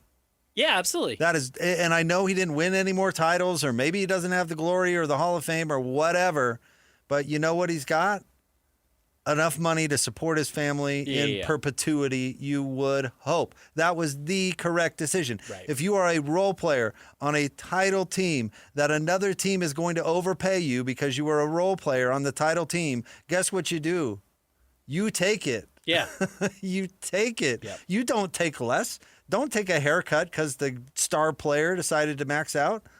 Dude, go make yours. That's a you problem. The star player is the one that should be taking a haircut because they're the max. They can't make any more anywhere else.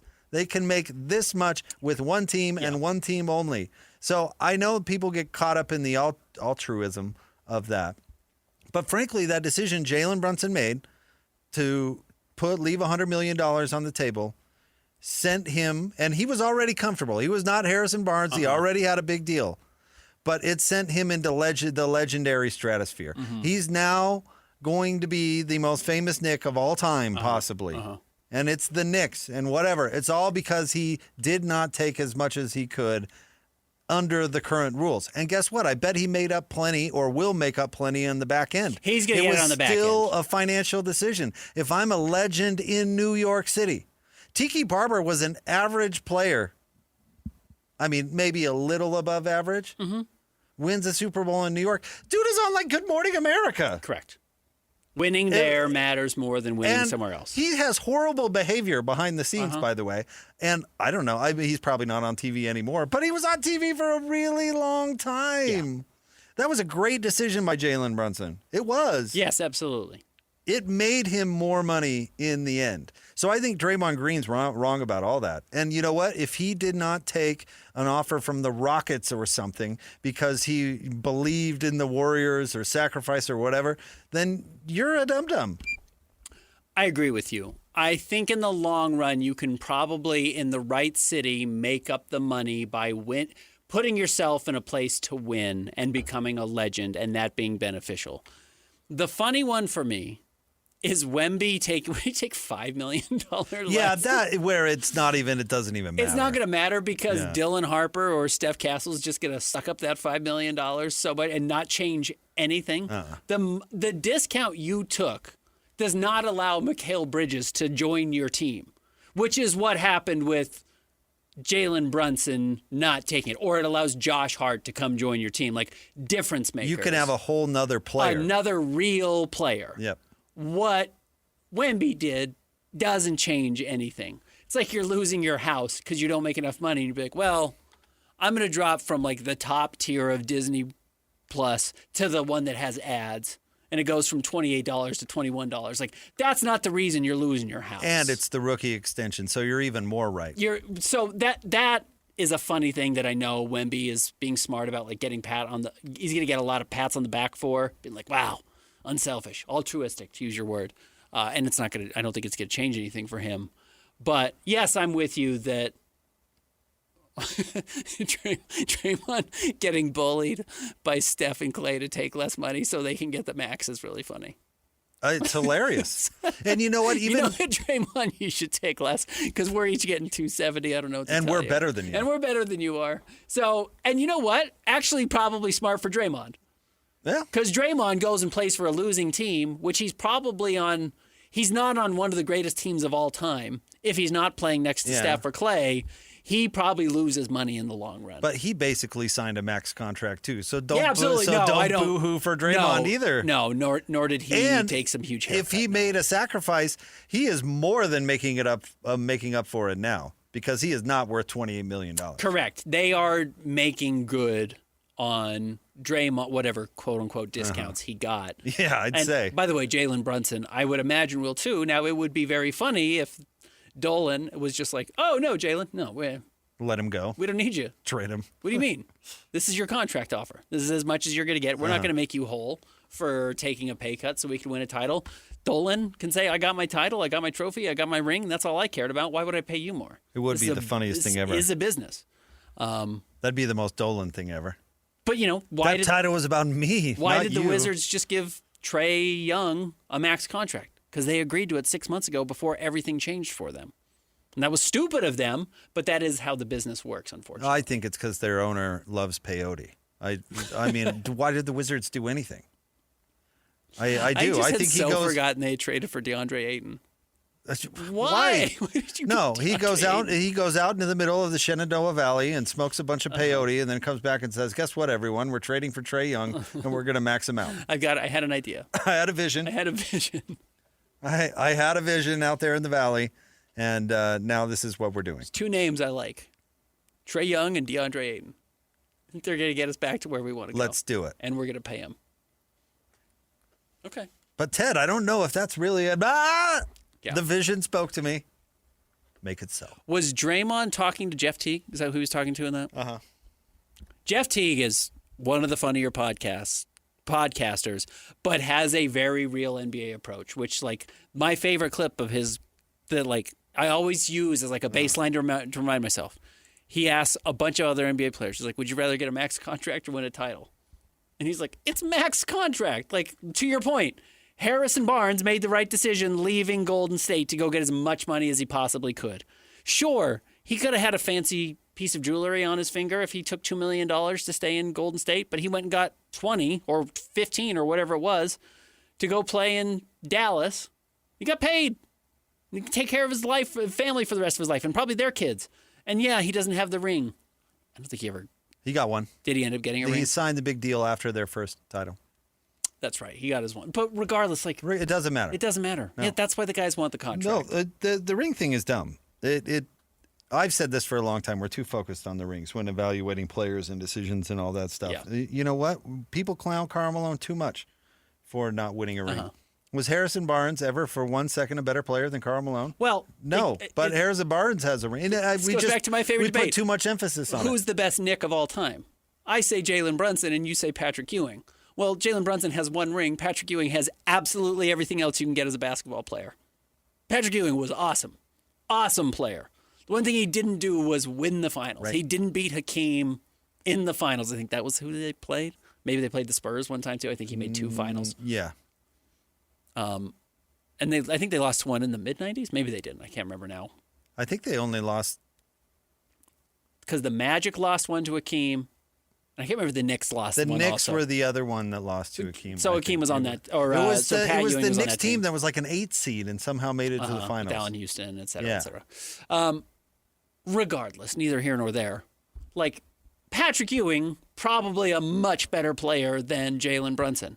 But to your point, you win a title and you become the most beloved, and then we elevate you to being something special. Dan Marino, much better player than so many quarterbacks who did win a title. Trent Dilfer. Right. And now, look, no one's arguing Trent Dilfer's a better player, but like dinging Dan Marino his whole life for not winning. Dan Marino's better than Nick Foles, I assure you. Correct. Ewing, 7-foot, 2-way player who was a great scorer and one of the great rebounders of all time. Better player than 6-foot tall Jalen Brunson. But Brunson wins the ring and gets the title. And gets to lift that his whole life. Draymond's been made $250 million in his career because he happened to be on the same team as Steph Curry. Right. And as we pointed out earlier, to his credit, smart enough to know his limitations and what the team needed from a role. Nobody wants Draymond's role. I'm sure he didn't come into the NBA wanting that role either. But you know what? He was smart enough to realize he was really good at it. It made him $1 zillion. There's a fork in the road that 2 cars arrived at. One of them, Russell Westbrook was driving, and one of them, Draymond was driving. And Draymond took the right path. Yeah. Now, Russ also got all the money in the world, but Russ wanted the MVP trophy and said, I'll do everything I can to get the MVP trophy. And Draymond did say, I'm getting the money, but I can get the rings also. And Draymond is going to be remembered as a much better player than Russell Westbrook. All right, stay tuned. We'll have more coming up next. It's the Jake and Ben Show, 97.5, the KSL Sports Zone. If the world were like a Sleep Number mattress, everything would adapt for your comfort. Your coffee would never get cold. Your flight would always be on time. And your mattress would always respond to you and your unique sleep needs. Sleep Number mattresses are designed to respond to your body and shift with your changing life, helping you fall asleep faster and stay asleep longer. To experience a whole new world of comfort, visit a Sleep Number store or go to sleepnumber.com. Sleep Number, to a good life sleep. Your vehicle doesn't just get you from here to there. It's a bridge to the people and places that matter most. It's how you show up for your family, your community, and everyone else that depends on you. That's why for 125 years, Firestone has been building tires with one thing in mind: to deliver products that are as reliable as you are. Firestone, always dependable since 1900. Best thing that's ever happened to you financially. Go. Easy. Sold my car on Carvana. Amazing offer. Really?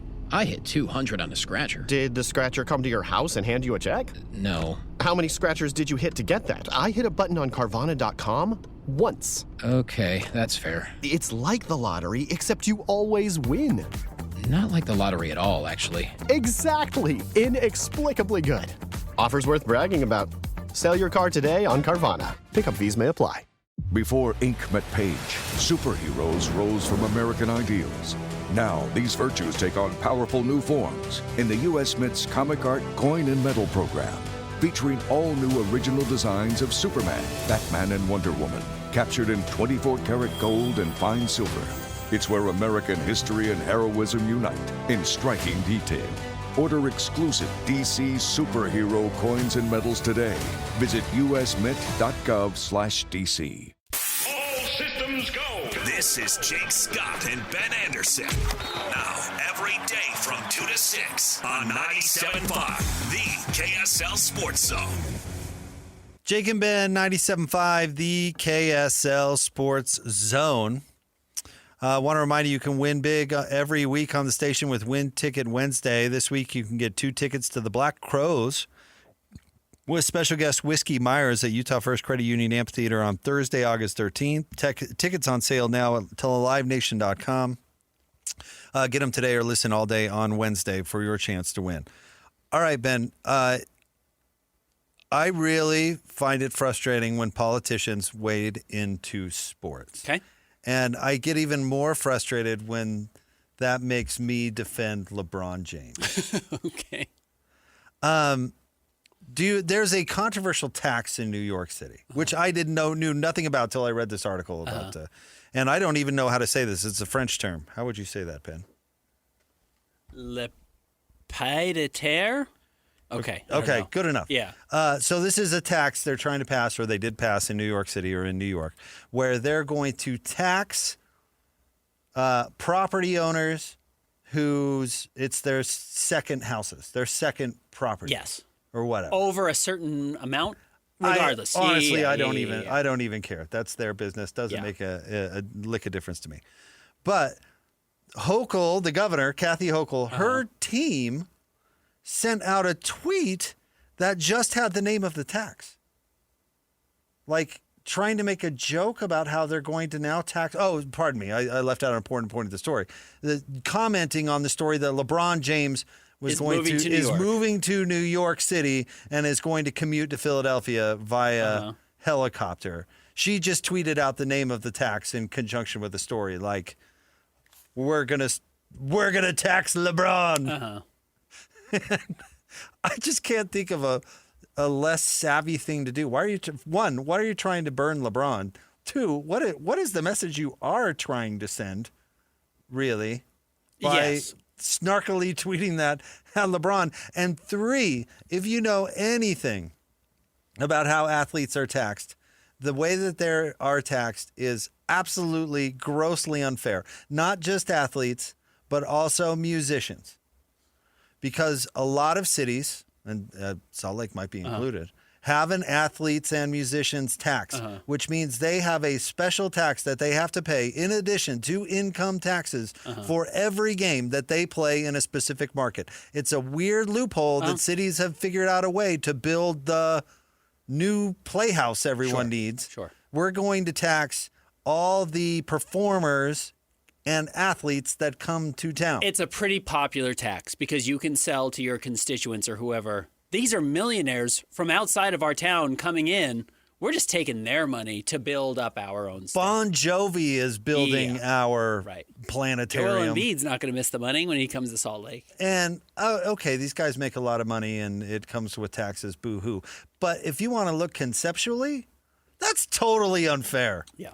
You know, that's totally unfair. So to try to burn an NBA player with some sort of like tax dig is pretty ridiculous in my opinion. Well, this does get to your point. And again, I'm not wading into the dig is what I have a problem with. I'm totally with you. What are you doing? I'm not wading into the politics here either, or which side I fall on with this perspective. But if you are paying attention to New York politics right now, Zoran Mamdani is taking a lot of heat. Now, he's got a lot of huge fans as well, but he's also taking a lot of heat because he's really serious about enforcing the billionaire tax, right? Which is they're taxing the billionaires in the state of New York, such a high number. City in that City case. of New York, excuse me, the city of New York, such a high number that you have billionaires wanting to leave the city. Because they said, I'll just move to Florida, Texas, whatever, more tax-friendly areas where I can pay less, and you actually want me to be here paying X amount of tax versus me leaving entirely.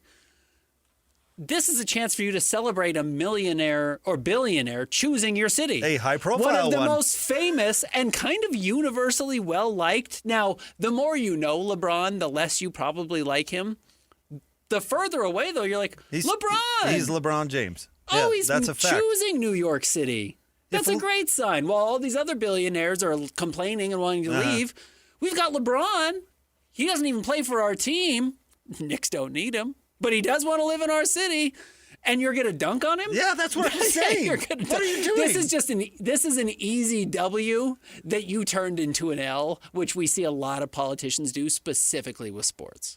If anything, if you're going to dig at anybody, you should say, Yeah, New York City is so much better than Philadelphia. LeBron doesn't even want to live Correct. there. Take a dig at Philadelphia. Why are you taking a dig at LeBron? The best of both worlds. Yeah. LeBron lives here, and we don't even need him to win a title. Right. Correct. This is an easy W for every political party that should be celebrating any easy W they can get. And they just absolutely knocked it into an L on They're themselves. just better staying out. You know what? Better staying out. Forget 100%. even my suggestion. Right. Just don't even pick up the Twitter account. Just stay out of it.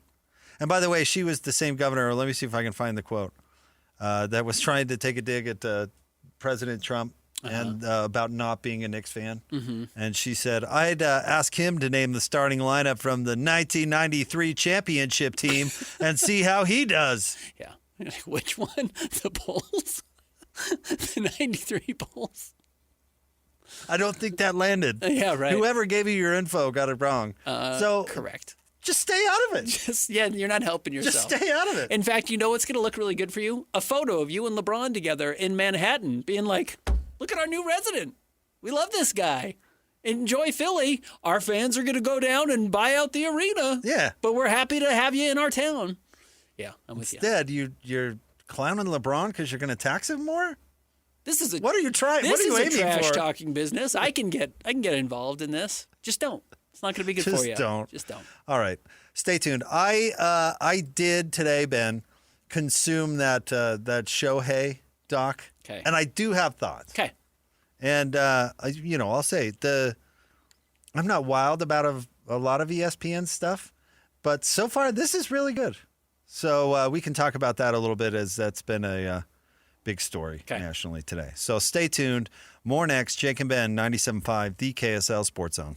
Not only do these guys give you the best Jazz coverage in the market, they've got you covered with the Mammoth, the Cougars, the Utes, and the Aggies. This is Jake Scott and Ben Anderson on 97.5, the KSL Sports Zone. Jake and Ben, 97.5, the KSL Sports Zone. We're teaming up with Beehive Meals, honoring people that impact youth sports in our communities. Nominate the youth sports volunteer for the Beehive Meals Hero of the Week. You can do so at kslsports.com/contests and listen every Thursday afternoon to Jake and Ben. It's the Beehive Meals Hero of the Week. Ben, you were not with us yesterday, but Christian brought up, and I don't know, what did they put out to tease the podcast, Christian, that we talked about yesterday? It was a clip of the interpreter calling the bank and pretending to be Shohei Ohtani to authorize a transaction. So this podcast series, it's a 30 for 30 podcast called The Betrayal of Shohei Ohtani. The first 2 episodes, Ben, there's going to be 6, but the first 2 were released today, and I did give them a listen. Because Christian and I, as we were talking about, Christian was curious to our opinion because it was when this story happened, it was before he was our producer. And I said, as usual. Really? I know, it surprised me too. But I said, as usual, I was skeptical, whereas you were more willing to accept the explanation. Which I've since flipped on, but A little bit. Okay, Yeah. whatever. I even brought up David James because I remember arguing with David James about it off the air. And DJ brought up the point of, well, the FBI and the feds did an investigation and the interpreter pled guilty and went to jail. Mm-hmm. And how do you get around that? You know, if you have a good conspiracy, Yeah. how exactly do you get around that? Well, I'm eager for this whole thing. And I'm going to listen to the whole thing because I got to tell you, the first 2 episodes were pretty good. It's hosted by ESPN investigative reporter Tisha Thompson, who was the reporter who broke the story in the first place. So the first 2 episodes, really the first episode, she goes through how she got into it and the first steps of getting into it. And then the second episode that was released today is excerpts, but a lot of a 90-minute conversation that she had with the interpreter. So that's kind of the nuts and bolts of it. It's called The Betrayal of Shohei Ohtani. Mm-hmm. So I'm guessing that the conclusion that they come to at the end of these 6 episodes will be that this guy did it. And I bring it up because the sound we played yesterday, it was a clip of the interpreter calling the bank and saying, this is Shohei Ohtani. Right. Give me this money. But I'll say this. If you listen to the first 2 episodes and the first 2 episodes only, it's much better for the conspiracy crowd. Okay. Which is smart. It it's is more salacious. It's much better for the conspiracy crowd. So, Ben, it's obvious somewhat, it's pretty obvious, that this reporter, Tisha, got her tip or her start on the federal investigation end. Mm-hmm. She got alerted to the federal investigation that was already going on into the bookie. So the bookie was the one getting investigated. And this bookie is like bookie to the stars. I told you like a year ago, I listened to another interview that he did. Because I think this story it's really interesting. Is really fascinating. So they're looking into the bookie, and she gets a word that the bookie is connected to Shohei Ohtani. Mm-hmm. Then she gets, in a very clandestine fashion, to look at bank transfers from Shohei Ohtani to the bookie. Uh-huh. Basically, like I can't remember, I think it was $200,000 increments wiring to the bookie, but from Shohei's account. So she's discovering all of this. She's hearing from other sources that it was the interpreter who was actually doing it, but she's not really coming to any sort of conclusion. But she gets her ducks in a row right before the story is about to break, and that's when she alerts Ohtani and Ohtani's people that they're going to go with the story, and she calls and asks for an interview with Shohei Ohtani. Mm-hmm. She then gets responded to from a crisis PR guy who gets back to her. Uh-huh. And Ben, PR people are the worst people on the planet. Mm-hmm. They lie for a living. I've talked about this. But I truly believe that normal PR people, kind of like marketing people for cigarette companies, they can go to work and do the worst thing ever and then come home and be fairly normal people. You know what I mean? Right. Crisis PR people, their job isn't just to lie. Their job is to lie about the world's worst things. So keep that in mind, because I don't trust crisis PR people in the slightest.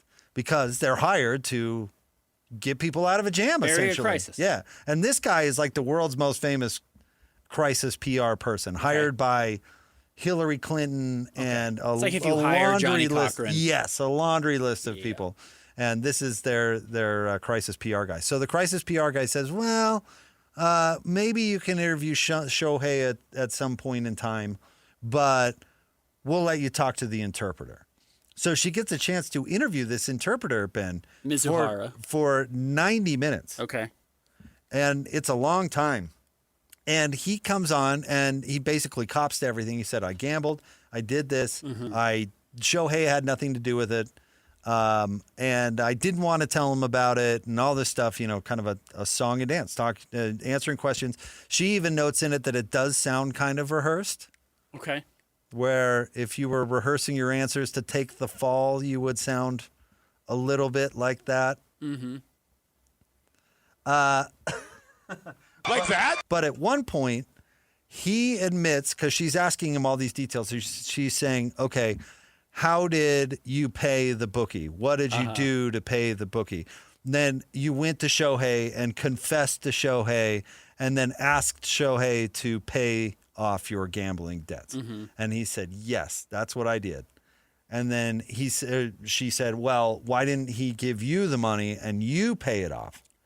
And he said, well, Shohei didn't trust me to not gamble away the money, so he was going to wire it directly.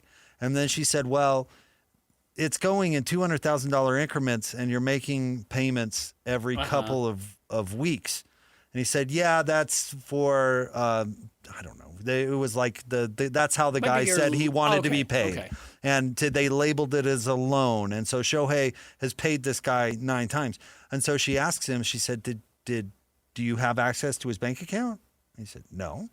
She said, so you sat Shohei down and he did it. And he's like, yeah, on the computer. He did it This all is their these first times. interview. Yeah, this is the only time this guy has ever been interviewed, ever, after this scandal went down. And so she asked about the relationship, and he said, well, I felt guilty at first, but then we went back to business as usual. And she's like, you felt normal then? He's like, yeah, he acted normal. She's like, so you had to go up to him every 2 weeks and have him do one of these wire transfers, and it was still just normal? Businesses, that felt normal to you? You didn't feel bad about having to go? And anyway, there's all these like things that are kind of weird. Also, it's $17 million? It's 17, but he was talking about, she had known at the time about like 4.5, or got him to admit to 4.5. She knew. And Shohei was just going to cover it. This out of the goodness of his heart. This Tricia Thompson was a skilled interviewer. I mean, she sat on a bunch of stuff, and she let him. She gave him enough rope. Gave him enough rope. Yeah. And so he's admitting to $4.5 million, and Shohei's sending these wires, and he has to bother Shohei to do it every couple of weeks, and it just doesn't make a whole lot of sense. And then it ends with he did it, and Shohei knew nothing, and that's the end of the interview. So the next day, they're going to publish. She said they were like 15 minutes away from publishing, and she gets a call from the Crisis PR guy. Oh, I forgot to mention, the Crisis PR guy was on the interview the whole time. Okay. And he would interject from time to time, but all his interjections were protecting Shohei, not the interpreter. Right. So the interpreter's confessing to everything, and the Crisis PR guy's like, I'm not going to say anything. Right. But then when something includes Shohei, like she asked him, she asked the interpreter, what's your pushback against people who are going to say you're just taking the fall? And then all of a sudden the Crisis PR guy's like jumping in and sticking up for Shohei. So the next day, 15 minutes before everything broke, the Crisis PR guy calls her and said, everything that guy said is a lie. Shohei knew nothing about it. Shohei didn't wire anybody anything. Shohei was stolen from. Yeah. So they about-faced on not everything, but almost everything that guy said. And then she got a chance to ask him some questions over text. And he said, yes, I did it. No, Shohei didn't know. No. And basically that's where the second podcast kind of ends. Okay. Now, I also heard her do an interview that says they're going to interview people that were part of the federal investigation, like an IRS agent. So we're going to find out more about the investigation. And she talked to the bookie. There's a whole episode with an interview with the bookie. So my conclusion, if you're going to name it the betrayal of Shohei Ohtani, I think I could have some sort of idea where they land. But after this interview, I don't know if I would have bought that either. Not for a second. I'm listening to this whole thing thinking this is exactly what a dude taking the fall would say and do. You know, the famous version we have brought up a couple of times is Carmelo Anthony's cousin saying, it was my bag that had weed in it at the airport, even though it was like Carmelo's bag, obviously, or allegedly or whatever. But he takes the fall for it because you have a fall guy. You have somebody who will eat a fine or a 30-day jail sentence, or, I mean, in this case, was this guy going to jail for 6 years? 5 years, yeah. Long time. It's a big one. He probably won't spend that long in jail, but still whatever. Jail, still federal prison. Scary. Yeah, this guy's sacrificing a lot, or he just absolutely did it. If I'm the Crisis PR person and I walk through all of this, I don't see a world where the best outcome has or includes Shohei having any knowledge of this. And again, you're talking about PR people being liars. Their job is to paint this to look good. For their client. And Shohei is the person who can afford this PR crisis person. So Shohei and his people and the Dodgers or whoever goes to this is the man, this PR person's the man, and says, what's the best way to do it? And I'm sure that PR person said, the further you are from this, the better. No, if you say I was just trying to be a nice guy by paying off these debts, everyone's going to think they're your debts. Simply put, that's how people view the world. If you're paying off somebody else's $17 million or at this point $4.5 million debt, everyone's going to think that he's just the fall guy and it's actually your money. So you have to say, maybe that was the case. Maybe you are such a nice guy and you were going to bail this dude out, this interpreter out, and you were going to be there for him. But that's not going to look good for you. So our conclusion or statement or our side of it has to be that you got stolen from. I will be curious to see what the next 4 episodes of this do look like and how they get to that point where, to David James's point, you don't think the FBI or the IRS or whoever wouldn't have recognized if this was clearly a fall guy situation when it comes to $17 million. That does feel like a lot, but I don't know, man. You look at the Sorsby situation where he was having family members place bets in his names. It's like, very clearly this is happening. Whether Shohei did it or not, there are very clearly people gambling on games in the name of somebody else or in their own name for somebody else, including very high-level people, so they can have some distance and a potential fall guy, or you get a kickback or a cut or whatever, specifically for when you get caught. But, man, this doesn't look good. Shohei's out for a while. Now, I know that it's unrelated. He's got an injury, but he's dealing with still. But, like, yeah, this is bizarre. Where do you fall on it? Do you feel like do you think Shohei's going to be what's the word I'm looking for? Cleared entirely? It appears that's where it's going. But I honestly don't know. I still cannot get over. So we looked it up yesterday, and the Interpreter placed somewhere, what was it, Christian, like $60 million worth of bets with this one specific bookie. And by the way, why do you pick a bookie instead of a legitimate? Mm-hmm. Because it's not being monitored. Right. I mean, so... and by the way, the Interpreter did claim that he had no idea that it was illegal. That what was happening was illegal. Had no clue. Just met this guy. Guy said he ran a book. Decided to start. He said he'd give me some credit. So I started betting, and I had no idea it was these illegal. were like crazy things they were betting on, right? Yeah, like wild European stuff. basketball. Yeah. So like all over the world, nonstop, crazy, truly like compulsive gambling. But what I can't get over is the bookie. And again, I've listened to a different interview with the bookie, and he does not implicate Shohei Ohtani. But a bookie is not giving $60 million worth of credit to a dang interpreter. Correct. And I realize that bookies make a living on exploiting, people's worth and probably aren't in the business of putting the brakes on people gambling more. But it's still their credit and their money. And if you give somebody a $60 million credit that has no prayer of ever paying that back. He was making $90,000 with the Angels, $90,000 a year. You're telling me a bookie is going to give that guy $60 million worth of credit, or even allow that person to get in hawk up to $17 million? I don't think I've ever dealt with an interpreter for anyone with the Jazz. Nobody that jumps out that I can remember. There are like kind of people around sometimes. There are like a lot of Jazz players, I don't know if people know this, will have their own like videographer. So like they'll be like, yeah, I can't remember. I think it was Walker Kessler, and of course it only lasted 5 games last year. But this kid was suddenly in the media room, and I was like, oh, who are you? He's like, I'm Walker Kessler's photog. Like I come and I make videos of him, and then I post it on social media, and then ideally Walker can create a social media presence and make money off of that, and it's more money than whatever he pays his photographer to do. I can't even remember who it was. Maybe John Collins, or I don't even remember who it was. Walker Kessler's not giving that kid access to his bank account. You know what I mean?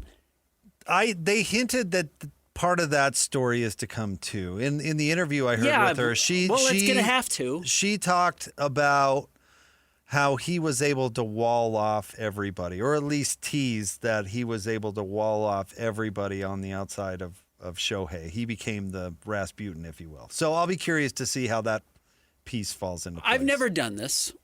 This is not the way we abuse Christian. But I've never said, hey, Christian, go buy Jake and I lunch. Here's my debit card. I've never done that. But if I did, and I said, hey, Christian, I need you to go pick up some coffee for Jake and I wouldn't say, here's my bank account number and my routing number. Like, that doesn't make any sense to me. Again, I'll be curious to hear what the rest of the podcast says. I believe you that Tisha Thompson, is that her name? Tisha Thompson, excuse me, is very good at her job. She clearly is. She's getting this story. I have a hard time believing that the interpreter had access to $60 million without anyone noticing. Or $4 million. Or $17 million. As far as Tisha goes, I will say this. I think she wanted it to be Shohei. Because what reporter wouldn't? Absolutely. You know what I mean? Yeah, right. It's such a different it's a juicy story. apple. Yeah. And so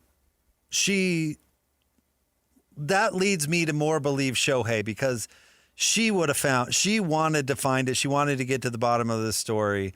And if her reporting comes to the conclusion that it's the interpreter, I mean, it's not like she just put the brakes on it after she got fed this interview. If the You know what I mean? Sorsby story ended up being he's got a loser brother-in-law. Right. Who was betting all of his money. It's not a story. And nobody's chasing it down. Right. But it's generating so much traffic to your website or your podcast or your radio show or whatever that you're going to keep pulling at that thread. It's worth doing. Tisha Thompson, yes, actually, and I know people fear this about the media. Like, media loves a good story. Love a meaty story. My point in bringing that up is I don't think her motivations would be to run cover for Shohei Ohtani. I think her motivation was to break the biggest story of her career, which she did, but it could have been way bigger. Way bigger. Yeah. So that's more what I'm alluding to. And by the way, congratulations to her for not just making up some crazy story about Shohei Ohtani. Yeah, right. From actually getting to the bottom of it, or we'll see how it goes. But I got the impression, especially from the first episode, that she wanted to get the story. And when she found out it was Shohei, she went to great lengths to make sure that, I mean, she explains this, how rumors couldn't get out of her shop because, and she explained this too, which was interesting, that rumors tend to go in circles. So if Shohei, being a gambler, gets out of your, gets told to somebody, then it gets told to somebody else, and next thing you know, you go to a source and they're just telling you the rumor that you created back to you. A game of telephone. And she goes through how very careful they were about reporting all of this out. So if it were Shohei, I would be shocked if this lady ran cover for him. She seemed like she was pretty hell-bent in getting to the bottom of the story. Truth. And not that she was hoping it was Shohei, but I bet she was hoping it was Shohei. Sure. What I hate, and it's why I hate the gambling aspect of sports right now, is that whether it's Shohei this time or the next Shohei, it is coming. I mean, in a sense, Sorsby is the guy. Yeah, but you want it to be Michael Porter Jr.'s idiot brother and not the biggest star on the planet. Correct. And he is. I mean, if you take his worldwide fame, he or Lionel are probably the biggest athletes on the planet. No offense to LeBron. Mm-hmm. There he is, Lionel. But, the rumors of Michael in the 90s and why he actually left the NBA have been there. This is not new. I mean, the Chicago Black Sox did this 106 years ago, 107 years ago. They threw the World Series. And it was the best team and some of the best players, Shoeless Joe Jackson, throwing it to make extra money when they weren't making as much. And, whether it was gambling compulsion or just needing a little extra money or hating the owner of the team at the time, who cares? Inevitably, it will be the top player. And that's why, again, getting in bed with the gambling companies and allowing everyone to feel like this is so compatible feels like a mistake to me. By the way, Dodgers owner Mark Walter, the Lakers owner as well, has now been dragged into a $16 billion federal loan fraud investigation. So that's not good. No, it's not. He had his phone and his laptop seized. Yeah, so that's not good. I wouldn't even want them to take my phone or laptop. And it's just like me texting pictures to my wife of getting my blood drawn at the doctor. It's like, it's not even anything salacious. But I still don't want that getting out for whatever reason. So if I'm Mark Walter, I scarier. just kind of laugh because every Laker fan out there is like, whoa, they've got this owner now that's got bottomless pockets. Well, I don't know if he's signing Luka's next free agent if he's in jail. Correct.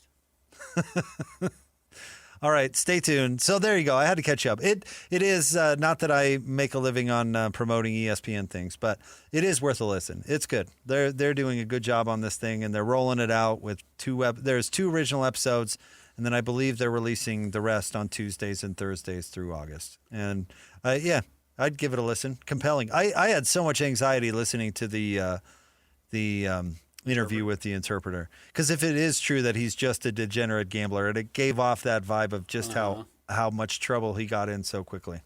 Not to be a narc, but did you have your laptop seized? Didn't you get a new laptop? Where is it? Oh, I left it down with our IT guy. It's there. I just left it there. He just has it. I think so. Okay.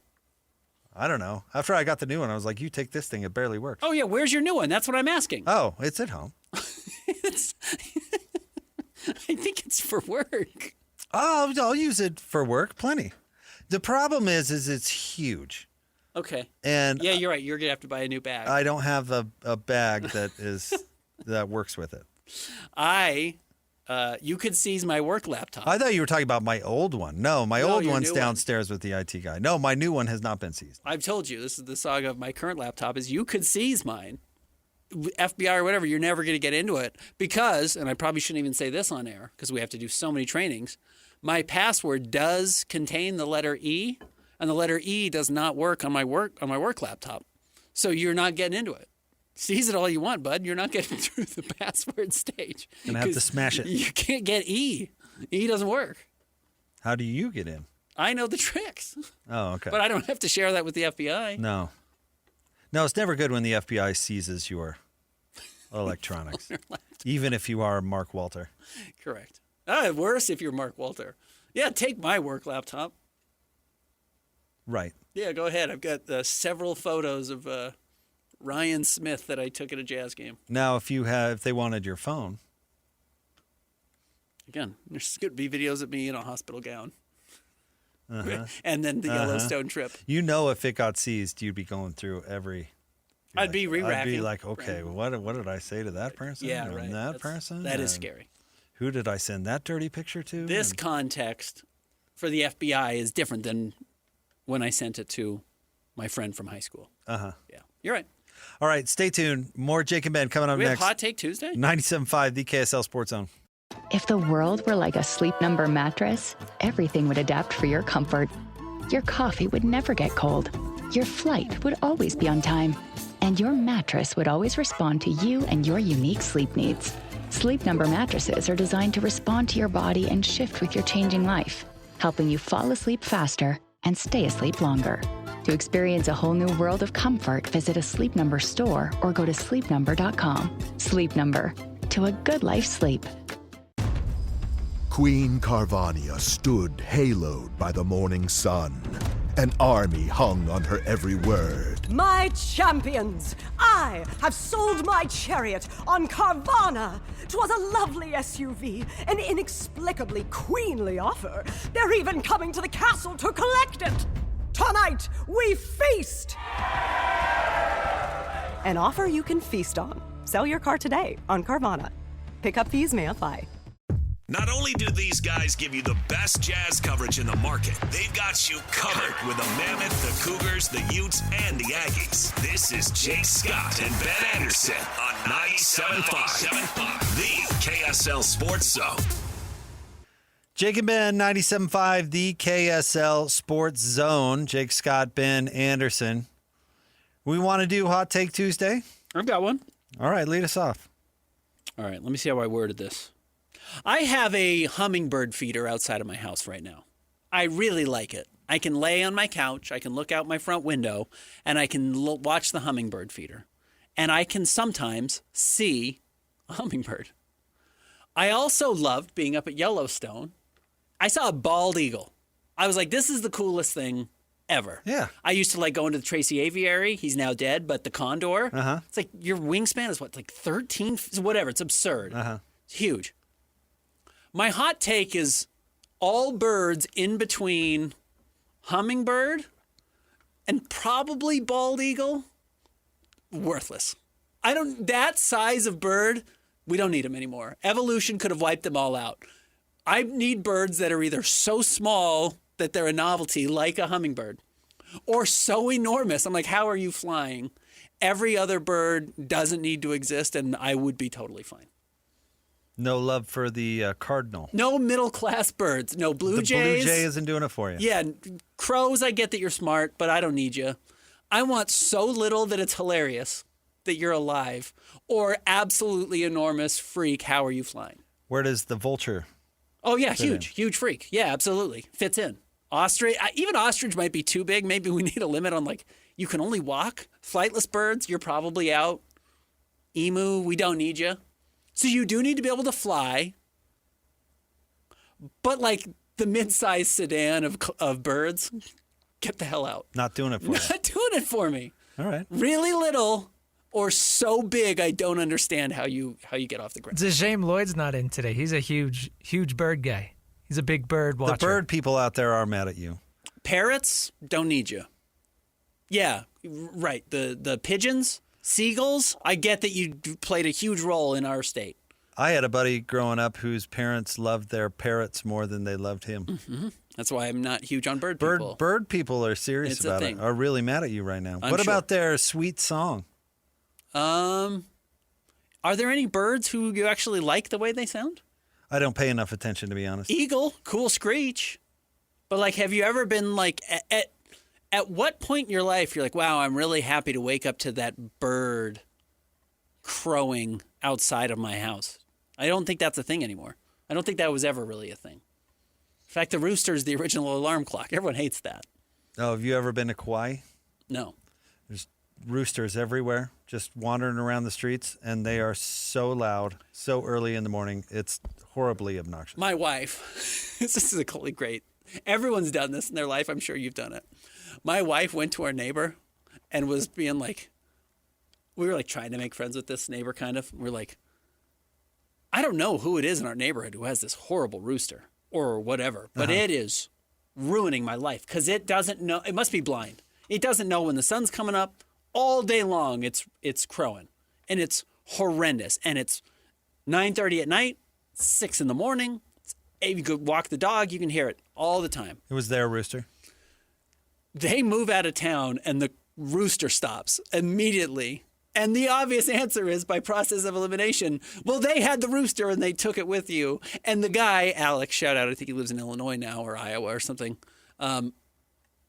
was nice enough to not tell my wife that's actually my rooster while she was dunking on one of our neighbors for having a rooster and what a bad person you are for owning a rooster in a residential neighborhood. Shout out Alex and his family. But when they moved away, randomly the rooster stopped. So I think my wife probably embarrassed the neighbor. All right, Christian. Mine will be sports focused. Okay. The Rams and the Bills just released alternate uniforms for this season, and the Rams ones are okay. The Bills ones are terrible. They're ugly. I know you guys aren't super Jersey people. One? Yeah, they're gray. They're called the Nickel City uniforms. I know you guys aren't Jersey people, so I'm not going to bore you too much. I just think the NFL needs to chill a little bit with their jersey releases. I think they're trying to catch up to the NBA. You know, all the NBA teams get however many alternate jerseys every single year. A lot of the NFL teams are trying to do that, and they look bad. So I don't like it. That's my hot take. The NFL needs to stop doing alternate jerseys, or at least make them look better. Again, my only argument, and I hate to do this, is that I'm just not sure that's that hot of a take. Have two jerseys, home, away, and if there's like some special event for whatever reason, maybe then. But do the Jazz need a in-season tournament jersey? Like, if you want to do a Christmas jersey, maybe. I don't know, man. But, like, how many jerseys do you need?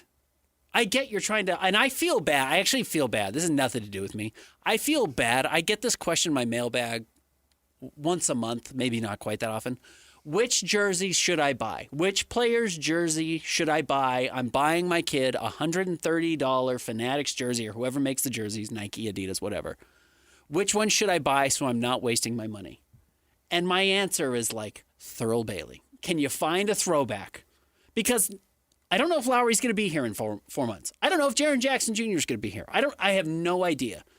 Go get a Josh Howard jersey. He can't ruin his legacy. He only played here for so long. I have a different hot take, but I'll have this hot take. Christian is the problem. Christian is the problem. Okay. People that care about these uniforms are the reason you're the reason exist. You are the reason this happens. The fact that you crack the mic to say it's ugly or good looking or that it's even relevant is the reason. I would love to go back to where the Detroit Pistons jersey looked like the Detroit Pistons jersey all of the time. Mm-hmm. And I could buy, I don't know why I picked the Pistons. Sure. Maybe because of their ugly mutation under Grant Hill in the 90s. You remember that whole thing? Yeah. But I could buy a Pistons jersey, regardless of the player. My kid could wear it for 20 years, and we could all move on with our lives.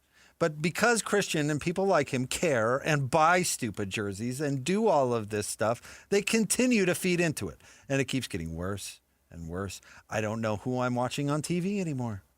And I don't care. I don't care. I saw these gray jerseys yesterday on my Twitter profile, and I kid you not, I didn't know what team they were, and I couldn't figure it out. Right. I kind of thought it was the Bills. There was enough evidence that I was like, I think that's Buffalo, but they don't have the bison on the side. They don't have, there's nothing there that makes you know that it's a Buffalo Bills uniform. The Rams are yellow and blue, and the helmet has the little horn on the side. Okay, it's a Ram.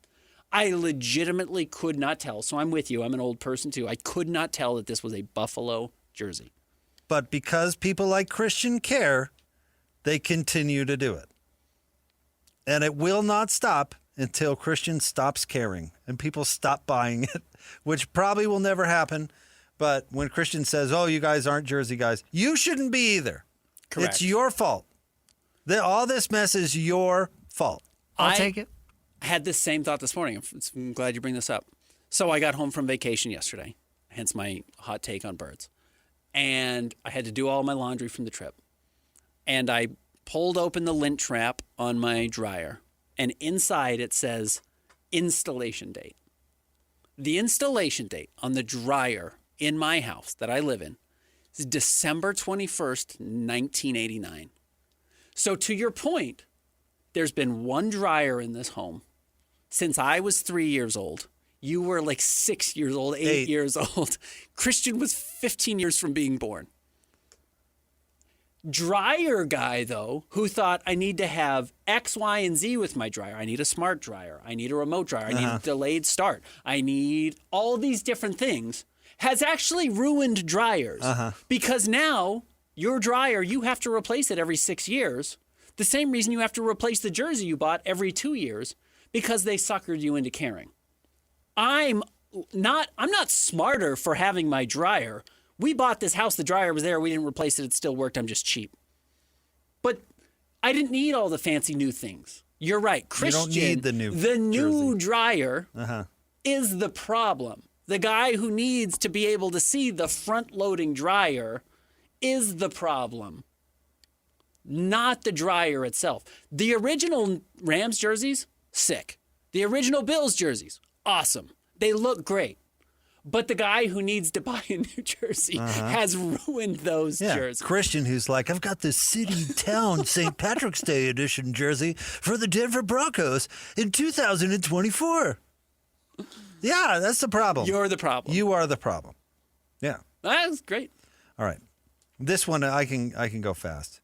You can save it. Here's my hot take about how much I hate traveling. That $2,500 loses all value for me. Okay. Dateline Las Vegas, where it's been very hot. They canceled a bunch of flights at Harry Reid Airport. Like on the worst day, like 50% of the flights or something like that. Like that? But long story short, they were kicking fat people off the plane because it was a safety thing.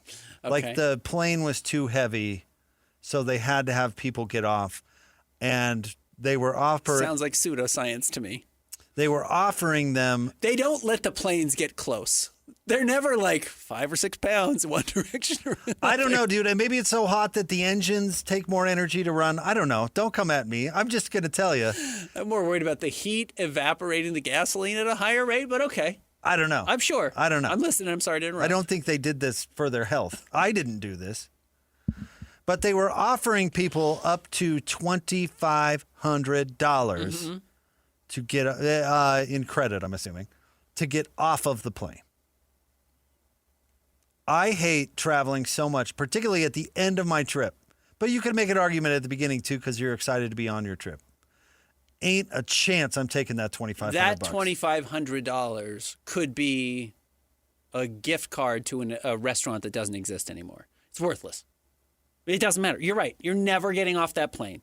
The second you sat down, the hassle you have undergone to plan the trip, get online, buy tickets, get a hotel, get a rental car, get the kids there, It's not worth $2,500. You're absolutely right. You want me to get up off the plane? You want me to start over? Back into the airport? You want me to hit the reset button? And then have no idea when I'm going to get home? Or I could sit right here and be sleeping tonight in my own bed? And you want to give me a $2,500 credit? Honestly, I can't believe it surprised me when I read this story and I thought, not a chance I'm getting off that plane for $2,500. No way. Hate traveling so much. Imagine after a vacation in Vegas and you just want to get out of that town. And they're like, hey, would you like $2,500? No, absolutely not. So go back into the airport? No, thank you. I've got a funny story about this, actually. My family, a while back, I was still in high school. We went to Orlando. We went to Disney World. On the return home, we had a layover in Denver. For some reason, the plane did that, right? Certain passengers, they had to ask passengers to take like $1,000 in credit to stay the night and fly into Salt Lake the next morning. I had to work the next day. Mm-hmm. So my brother and I came home. My dad, my mom, and my sister stayed in the Denver airport, took the credit, and we're like, oh, we got like $3,000 in airline credit. This is so cool. This is our next vacation. They never used it. Of course they never used it. They never used it. And my mom had to say, hey, don't tell your sister that this credit expired. She was so upset about having to sleep at the airport. If she finds out that this credit expired, she's going to throw a fit. They actually could have lost money had they gone and gotten a different hotel to say, well, it's one extra night, but we're getting this $3,000 from the airport. What's an extra $280 to all cram into a hotel? You're right. That's the problem. I did this as well. There was I can't remember where I was going. I was booking a flight. Maybe it was I can't remember where I was going now. Minnesota or something. Some company was like, give you $180 towards your next trip. I'm sure that company went out of business 40 minutes after my flight landed because I never used it. The same thing. I don't know why I did it in the first place. But exactly right. What you run into, Christian, what your family did is exactly what they bet on. Now, and it's why you're smart to never get off the plane. Now, there's someone out there who has some scam going who will email us and say, guys, I've gotten like $50,000 worth of credits. I've never paid for a vacation ever. And it's like, good for you. I couldn't do it. Couldn't do it. There's probably a million other life hacks out there, too, that I absolutely couldn't do. All right, there you go. That's Hot Take Tuesday. More next, 97.5, the KSL Sports Zone. If the world were like a Sleep Number mattress, everything would adapt for your comfort. Your coffee would never get cold. Your flight would always be on time. And your mattress would always respond to you and your unique sleep needs. Sleep Number mattresses are designed to respond to your body and shift with your changing life, helping you fall asleep faster and stay asleep longer. To experience a whole new world of comfort, visit a Sleep Number store or go to sleepnumber.com. Sleep Number. To a good night's sleep. I think the engine's stalling out on me. Yeah, that don't sound right. Dang, got a lot more miles to go. Nah, be okay, mate. You ride with Geico Motorcycle Insurance and got their 24/7 emergency roadside service. They'll be here with a tow in no time. Good, because these boots weren't made for walking. Those riding boots are pretty sweet. Oh, you like? Do you think they come in a size 1 inch? I don't know. It feels good to ride with help. It feels good to Geico. Emergency roadside service is optional coverage.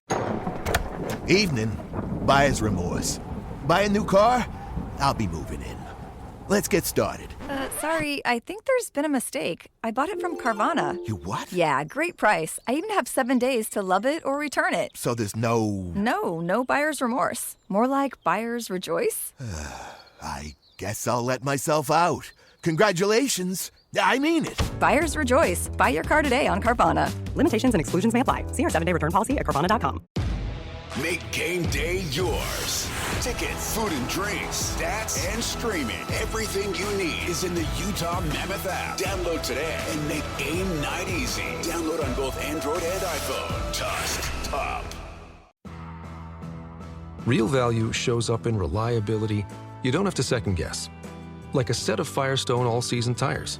They're designed to deliver confidence-inspiring wet weather traction and a quieter ride, no matter the road, season after season. Firestone all-season tires. For durability you can count on, just like people count on you. Firestone, always dependable since 1900. No crazy soundbite slips past these guys. I came here for the same reason people go to the zoo.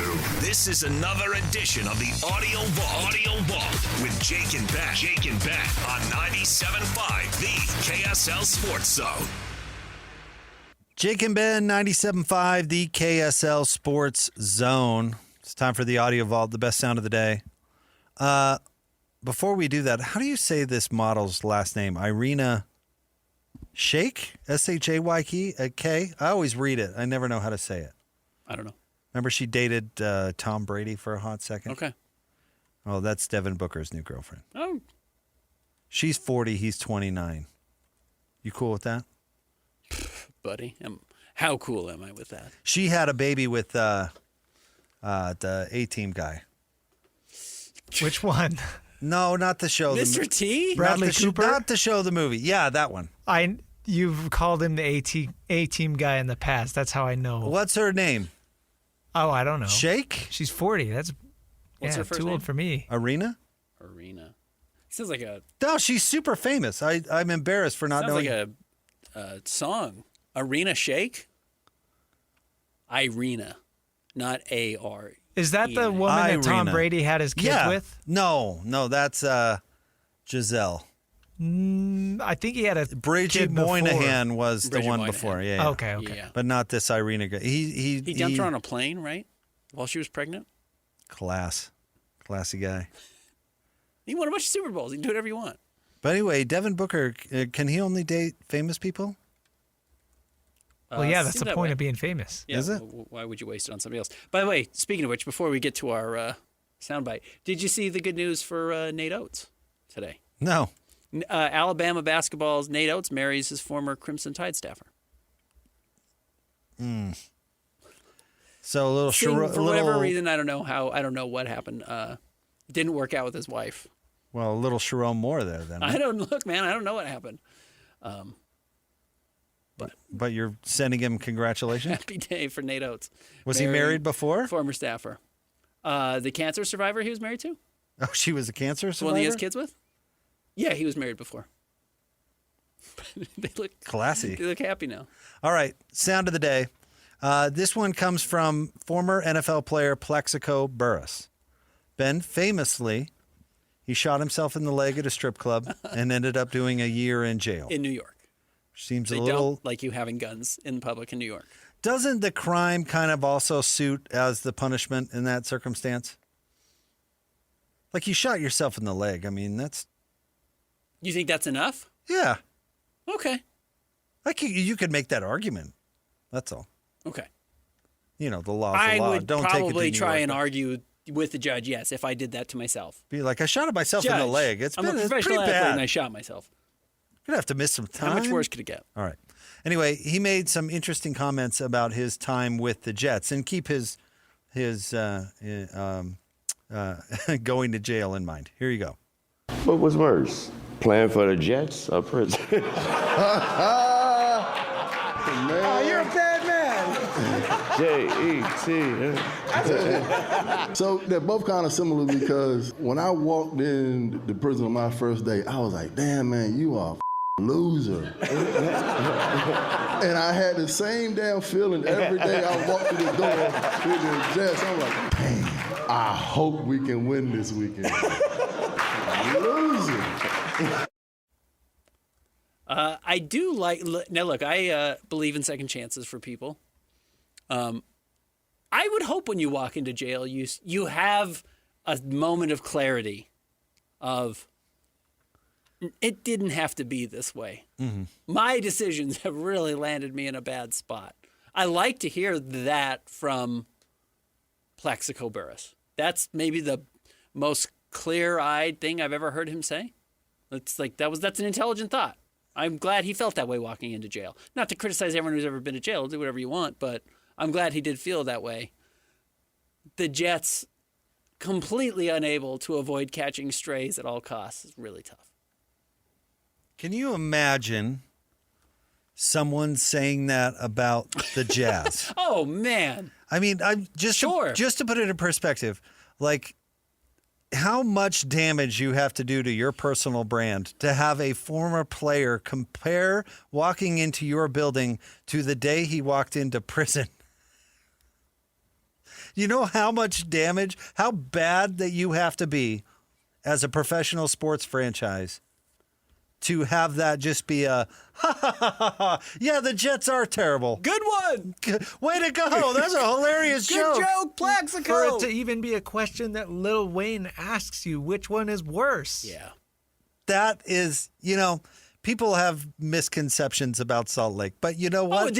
The franchise Utah has here taken a lot of strays, for sure. The franchise here, extremely well run. I've never heard, or franchises, I've never heard a former Jazz, RSL, whatever, say walking into that building was like walking into prison. You've never heard that ever in a million years. Do you know how bad you have to be as a sports franchise to have a former player making a joke like that? There's the... Like that? Derek Harper's, Rony Cycles of the world, you go play in Utah, et cetera, that we have heard. We have heard people say, he doesn't want to go to Utah or whatever. You get way more Carlos Boozers or Yusuf Nurkic's who say, this is great. You should play here. In fact, most places are not as enjoyable as playing for that team, et cetera. Yeah, to be the New York Jets. And also is rubbed in worse that Plaxico made his hay and, in fact, won a Super Bowl with the Giants. I'd say his best years were probably with the Steelers, but yeah. But I think won a title with Eli Manning. To then have that your crosstown team dunking on you, tough. Felt like I was walking into prison. That was funny, though. Thought, man, I am a loser. And then everybody to go, ha, ha, ha, ha. Yes, the level. Jets are losers. That's a funny joke. Ha, ha, ha, ha. Good audio. Rough. Be like the Kings. I am a loser. Which is also how I felt when I played for the Jets. Ugh. Tough. Live at 5 coming up next. Jake and Ben, 97.5, the KSL Sports Zone. It's the best station, period. Let's be honest. These guys have the best job on the planet. You come to work in a frickin' bathrobe? So if you're out there working hard, you should also expect your radio hosts to put in an honest day's work. So, of course, Jake and Ben are live at 5 with the biggest headlines and the best analysis in Utah. This is Jake Scott and Ben Anderson on 97.5, the KSL Sports Zone. Jake and Ben, 97.5, the KSL Sports Zone. Oh, I gotta read this story. LaMelo Ball sued for allegedly being nightmare tenant weeks after shock trade to Timberwolves. Oh, better believe I'm going to be reading that. It is time for Live at 5, brought to you by our friends at Trajan Wealth. Call Trajan Wealth today, your local trusted financial fiduciary, 855-TRAJAN1, or visit their website at TrajanWealth.com. The NBA overall continues to be the biggest story of the day, Ben. Draymond Green signing for $28 million. Also, fallout continues from LeBron James going to Philadelphia. Philly's now already made two moves. One guy waived, Dalen Terry. Traded Janai Baroum, who was on Auburn, near championship team. Or did they win the title? I don't think they won the title, but they got close. Got traded to the Clippers today with some draft picks just to cut salary so they can sign LeBron and Kentavious Caldwell-Pope while remaining underneath the aprons, et cetera, et cetera. Again, as much as I see the world where the perfect scenario, which is I think when guys sign what they hope for, things could work out for LeBron and Philly, there's a real chance this is a disaster stop. Oh, there's a real chance it certainly doesn't produce a title. I mean, it depends on... I would heavily bet it does not produce a title. It depends on your definition of disaster. I'm not sure it's going to be Patrick Ewing. What was worse for Patrick Ewing, Sonics or Magic? Neither was good. Or Olajuwon Raptors, or Jordan Wizards. Is Jordan Wizards the worst last career stop? In sports? In sports? No, because there are a ton that we're not forgetting, or we don't remember. Like, how many teams did Jerry Rice play for at the very end? Seahawks? Seahawks, the Raiders, the Cardinals? Donks. Did he go to the Cardinals? Off-season only. He went to the Donks for a brief period when he was rocking the balding braids. Remember that? Yes, I do. So, I don't know. You can say Jordan with the Wizards. That might be the most infamous. But the worst There were plenty of legends that limped out of the league worse than Jordan did. Trying to get whatever paycheck they could. Yeah. You're right. But Jordan had the highest fall from grace. Well, the Wizards are such a rotten organization, and Jordan became such the class of all American sports. It was the weirdest dichotomy. Well, and listen, go look at Jordan's numbers for Washington. It wasn't that bad. No, he averaged 20 points a game. They didn't win, but it wasn't that bad. It wasn't like he was out there humiliating himself. Correct. He was still a fine player. They just didn't didn't really come close to winning the title. And fine player, but it wasn't like he went to, 7 points a game and was just a complete joke. Correct. So, I don't know. That's an interesting question. But there is a chance that among all the things LeBron has done in his career, which have been largely successful, though I think you make a real point that how successful was the Lakers stop actually? He won one very strange title and otherwise squandered a lot. Made it to one conference finals on top of that, and then pretty much a bunch of one and dones. And remember, he joined some not make it at all. He joined a team that was stacked with young players, and he did a Lord of the Flies style situation. Who do I like enough to keep around? And you remember between Brandon Ingram, Julius Randle, et cetera, who made the cut? Kuz. Kyle Kuzma for a season and won the title as a rookie and then was off to Washington or wherever he got shipped off to. But yes, considering the team he joined, I believe had Julius Randle, Brandon Ingram, Kyle Kuzma, Lonzo Ball. Yeah, lots of pretty highly touted players, not spoiled yet as far as what their NBA future was going to look like. While they did turn some of them into Anthony Davis, Brandon Ingram, didn't really build a lot of great rosters. No, but and among all of that, this could end up being viewed as LeBron's biggest sin of going and wrapping up his career with Philly or whatever happens here. Oh, biggest sin. That's an interesting way to put it. I think he could be viewed as a ring chaser. I mean, I compared it to Karl Malone going to the Lakers, that you're joining a team that's ready-made to be pretty good. I do not think it will be a disaster. I agree. They're going to make the playoffs. I do not think that LeBron actually has that much to do with it. They're going to make the playoffs. They made the playoffs last year. Jaylen Brown is a huge upgrade over Paul George, and Jaylen Brown just took a mediocre team single-handedly to the playoffs as the number 2 seed. So it's not going to be a disaster. One thing Jaylen Brown does do, too, is play. So it's not going to be one of those things, knock on wood for him, where he's going to miss the whole year and they're just going to have this whole injury thing like they have had in the past. Mm-hmm. I think it will be successful. I think they will make the playoffs. Regardless of LeBron, they were going to make the playoffs. I don't know how much of a contender they are, more than they were before they made the Jaylen Brown trade, which is the impactful move for Philadelphia. The Jaylen Brown trade. LeBron is icing on the cake. You're not going to say no to LeBron, but LeBron is not all of a sudden putting them over the top. And LeBron is a pretty consistent regular season player himself, usually.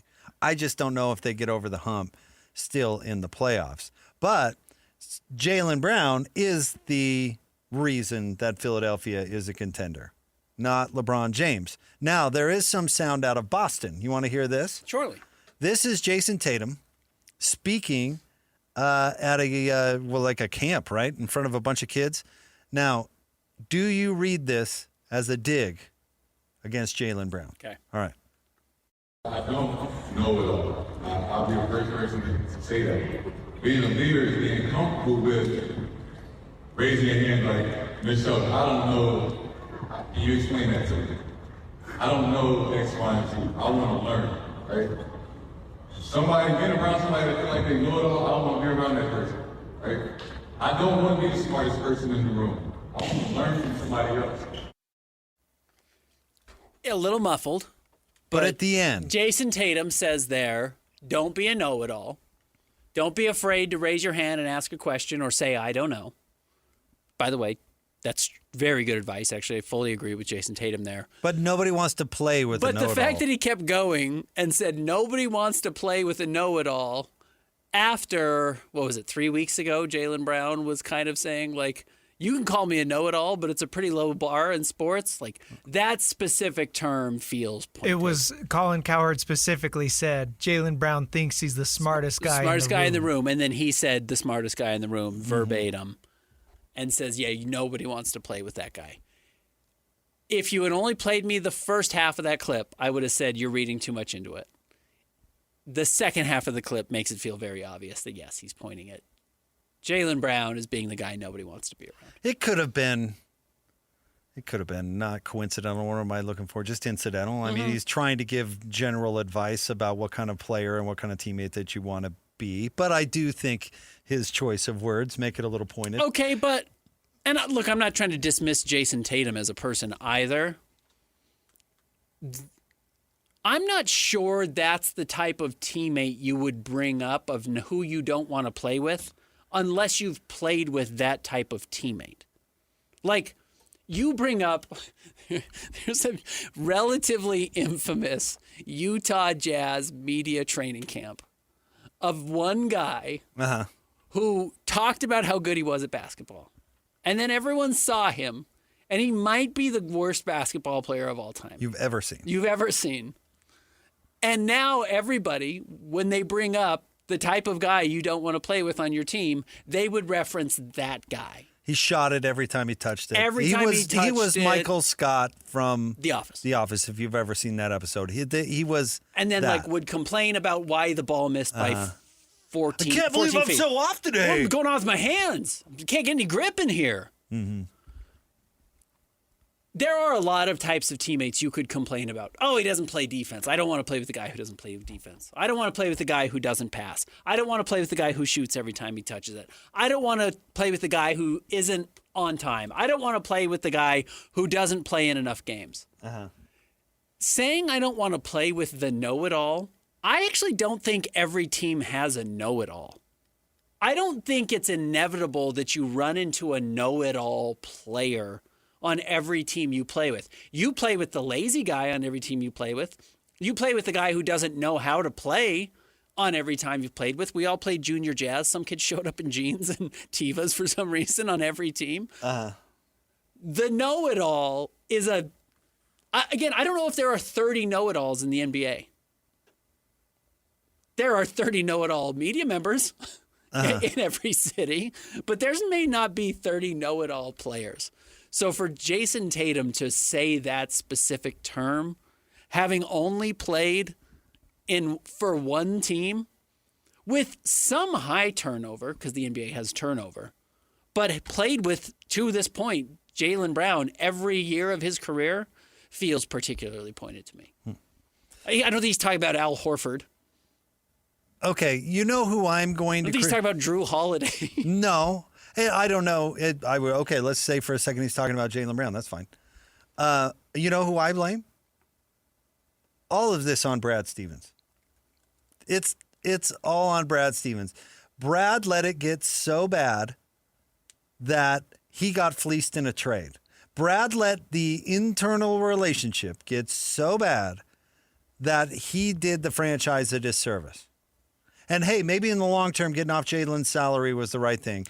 You will never be able to convince me that trading Jaylen Brown for Paul George's corpse that is making just as much money as Jaylen Brown is making, that somehow was a savvy move. You let the relationship... But the reason that we're talking about Philadelphia being a contender is because Jaylen Brown is so good. So you talk about know-it-alls on every team, and I love you because you like to get into the weeds on the specifics. I don't care who's on whatever team. It could be a know-it-all. It could be a murderer. It could be a cocaine dealer. Your job is to get everybody to work together to be the best basketball team possible. So with Jayson Tatum taking juvenile shots at Jaylen Brown after Jaylen Brown isn't on the team, somebody needed to pull Jayson Tatum aside and say, grow up. Grow up. And someone needed to pull Jaylen Brown aside and say, you're not the smartest guy in the room. You need to be a better teammate. And look, you've got the tiger by the dang tail. I've got 2 of the top 10 players in the NBA on my roster. They're both two-way guys. Yeah. They both play defense. They're exactly what everybody wants. Everybody wants. And I let it get so poisonous that I've got one of them going on the Swatch? What's it called? TikTok. Twitch. Running down the other one. Talking to Chad on Twitch. About being a favorite season and getting all loose on the Swatch in the first place. Your job as a front office is to field the best basketball team possible. Period. End of story. I don't care what personality flaws, what players have. I'm sure Jaylen Brown is the most insufferable, condescending you-know-what on the planet. Who cares? Right. Who cares? Right. You have to get that guy in line. The only reason we're talking about Philly as a possible title contender is because you pulled off one of the stupidest trades in the history of the NBA and gifted it to him. We talked to Gina Mizell. I guess it would have been yesterday, right? We talked to Gina about how this kind of came together. And she said Philly watched the Giannis thing fall apart with Boston and thought, give them a phone call? Yeah, right. Might as well. Yeah. They may laugh us out of the building because we're offering Paul George, but why not make a phone call? That's how she said it came together. And then, you're interested? You're kidding. You're kidding me. What's the catch? And if the catch is that Jaylen Brown is insufferable, okay. Well, Paul George is overpaid and apparently has a drug problem. So we'll send you Paul George. And we'll take back picks, we'll take back a top 10 player. Are you crazy? I mean, if Phil Jackson's superpower, we've talked about this a lot. He took the craziest idiots on the planet and made them an unbelievable basketball Zen team. master. You don't think Dennis Rodman is screaming personality flaw. You don't think Ron Harper had personality flaws, or Michael, or Scotty, obviously, or Bison Dele? Remember he was on that team. You don't think that those people, there wasn't an insufferable person, a condescending person, a smartest person in the room on those teams? Of course there were. There was. And worse. And worse. Right. But your job is to disregard all of that and figure out how to make a basketball team. Know how to massage it. So this is all on the Celtics and Brad Stevens. And the fact that he's still taking shots at him is incredibly juvenile, and he should have nipped this in the bud years ago. If he didn't know that Jaylen Brown was the type of person who was going to go on Twitch and air out, if not all, a lot of the dirty laundry publicly, you didn't know Jaylen Brown well enough, and that's your fault. You run the team. You should get to know your players, their personality types, who they're going to be. If you did know, and you didn't recognize that as soon as you gave him the keys to the car, that he was going to take off with it, that's a you problem. That's a you problem. If you didn't recognize, and I'm not trying to sound all that down on Jaylen Brown, because I actually don't know. No, I'm down on Brad happened. Stevens. So Right. Jaylen Brown's a weirdo. Welcome to the NBA. They all are. If that was going to become such a problem, you should have traded him before everyone realized it, and you could only get Paul George back for him. You know what I mean? That was the problem that you ran into. You were apparently the last guy to realize all of this, and then you had to pay the price for it. And by the way, let the Swatch thing disappear for a while and then trade him. Why do you trade him in the middle of this for nothing? Right. Bring him back, and then in February, when the next superstar wants out, trade him for Steph Curry or whatever. But I don't make know what it better. is. But whatever it is, yeah. No, I'm totally with It's you. so silly. And if that is a shot at Jaylen Brown, Jayson Tatum, what are you doing? They just put all their eggs in your basket. Move on. It's funny you brought up the FBI coming and confiscating my phone, because we were talking about the Dodgers-Lakers owner, Mark Walters, having his phone and laptop seized by the FBI. I was just looking at old pictures, and I had screenshotted a tweet I had. I don't know why. I think it was Donovan Mitchell had said something along the lines, whatever, it was involved in the Rudy Donovan, Dennis Lindsey, Quinn Snyder falling apart, everyone falling apart. And it said, don't worry about me not having a perfect relationship with Rudy Gobert. I don't have a perfect relationship with anybody. Like, that's kind of a red flag. Not that everyone has perfect relationships or anyone has perfect relationships. But when you get to that point of the defense, the team should have already recognized it's time to move on. We needed to pull this parachute way earlier than the point where we are is, I don't have really good relationships with anybody. It's not my relationship with Rudy's not the problem. It's that I don't have good relationships with anybody. That's a major problem. Yeah, Jaylen Brown being a know-it-all is not actually the problem. The problem is not realizing that if you have a whole season with Jayson Tatum out and Jaylen Brown gets to fill all the space, and he's going to play well because he's a very good player, that's not going to create a mutiny on the roster. That's a you problem, Brad Stevens. You failed to see the uprising that was in plain sight for everybody out here. So when after the year he says, I don't know what you guys are talking about. This was my favorite season of all time, chat. I love this. That's a problem from a manager not recognizing what's in front of him. Absolutely. Coming back to Phil Jackson, when Kobe demanded a trade to go to like the Bulls or whatever, Phil put a lid on it. Yep. Phil said, okay, we'll figure it out, Kobe. And he figured it out. Yeah. That's your job. And Phil wasn't even the GM at the time. But that is quite literally your job. When is to Scottie Pippen won't go on the floor because he's not getting the last shot over Tony Kukoc, you got to find a way to get it to work out. That's your job. It's your job. It's not ideal. In fact, that's one of the worst case. That's in that scenario. That's truly the worst case scenario. You drop a play. The best player on the team is a decoy. The other guy hits the shot, which is the game winner, and should be the sign that the goal here is to work together to win. And your best player is mad about it. That's worst case scenario. You have to find a way to move on to the next step. Did Scottie Pippen go on to win titles with the Chicago Bulls after that moment? Yes, he did. He sure did. And 3 more. Well, they figured it out, did they? Figured it out. Yeah, I bet. And Scottie was essential. Yeah, Scottie So was Tony. mad. Yes, he was. Scottie was mad that day. He obviously has a huge ego problem. I don't know, maybe someone would say a problem. But did they trade him that offseason? No. Or did they do what's best for the franchise and tape it back together? Right. And they even brought Michael back to be the best player. And somehow Phil got Scottie to fall in line. That's the job. That's your job. Yeah. That's your job. You can't let personality flaws affect that. And when you do, bad things happen. And then bad decisions are made. Like if you trade for Gilbert Arenas and you just give him your locker room, bad things are going to happen. You've done a bad job. You've done a bad job, and it's going to be bad for your franchise. Yep. All right, more Jake and Ben coming up next, 97.5, the KSL Sports Zone. Now at McDonald's, get a $5 McChicken meal deal or a $6 McDouble meal deal. They come with small fries, a soft drink, and 4-piece McNuggets. We're going to need a bigger tray. Get more value with your meal deal with McValue. Prices and participation may vary. Prices may be higher for delivery.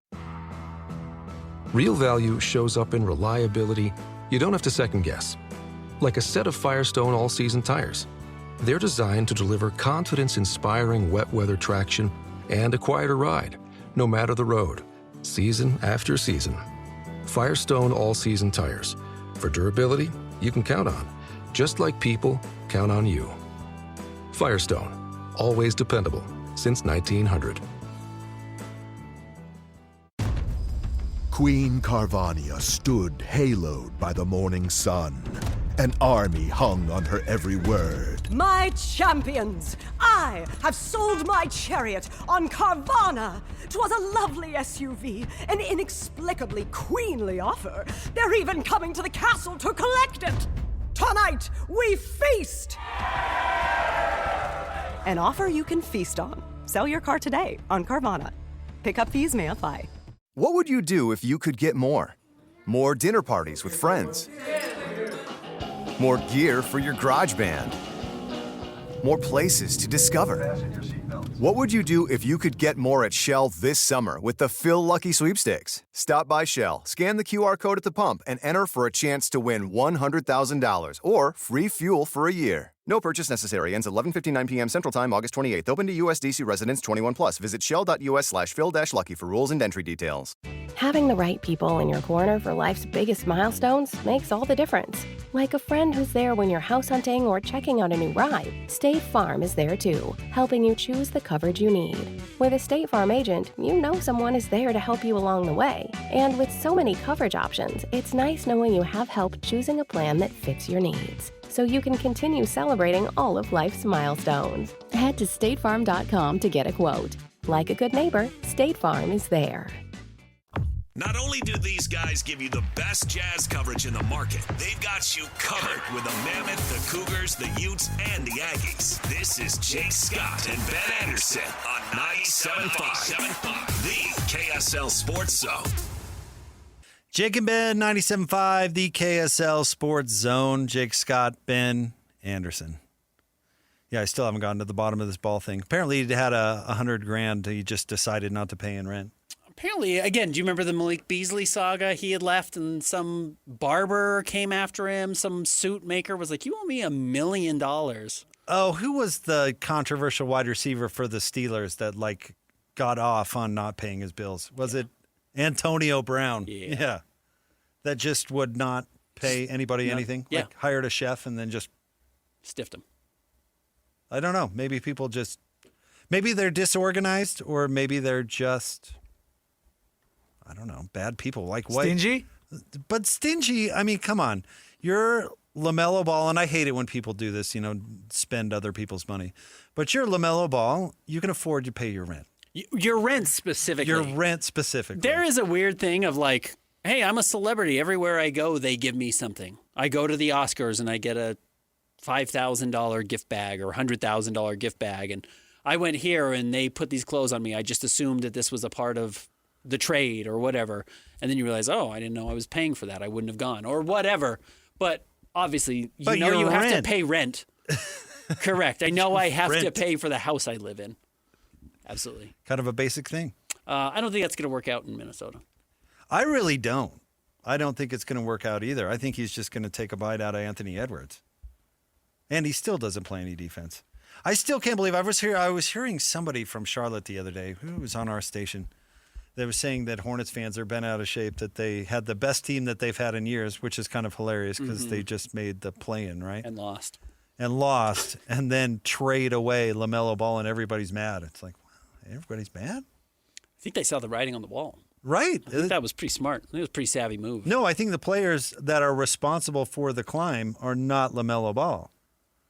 Correct. LaMelo has been there. But they've sucked with him there. Con Knippel and Brandon Miller get there, and you suddenly start winning. Bingo.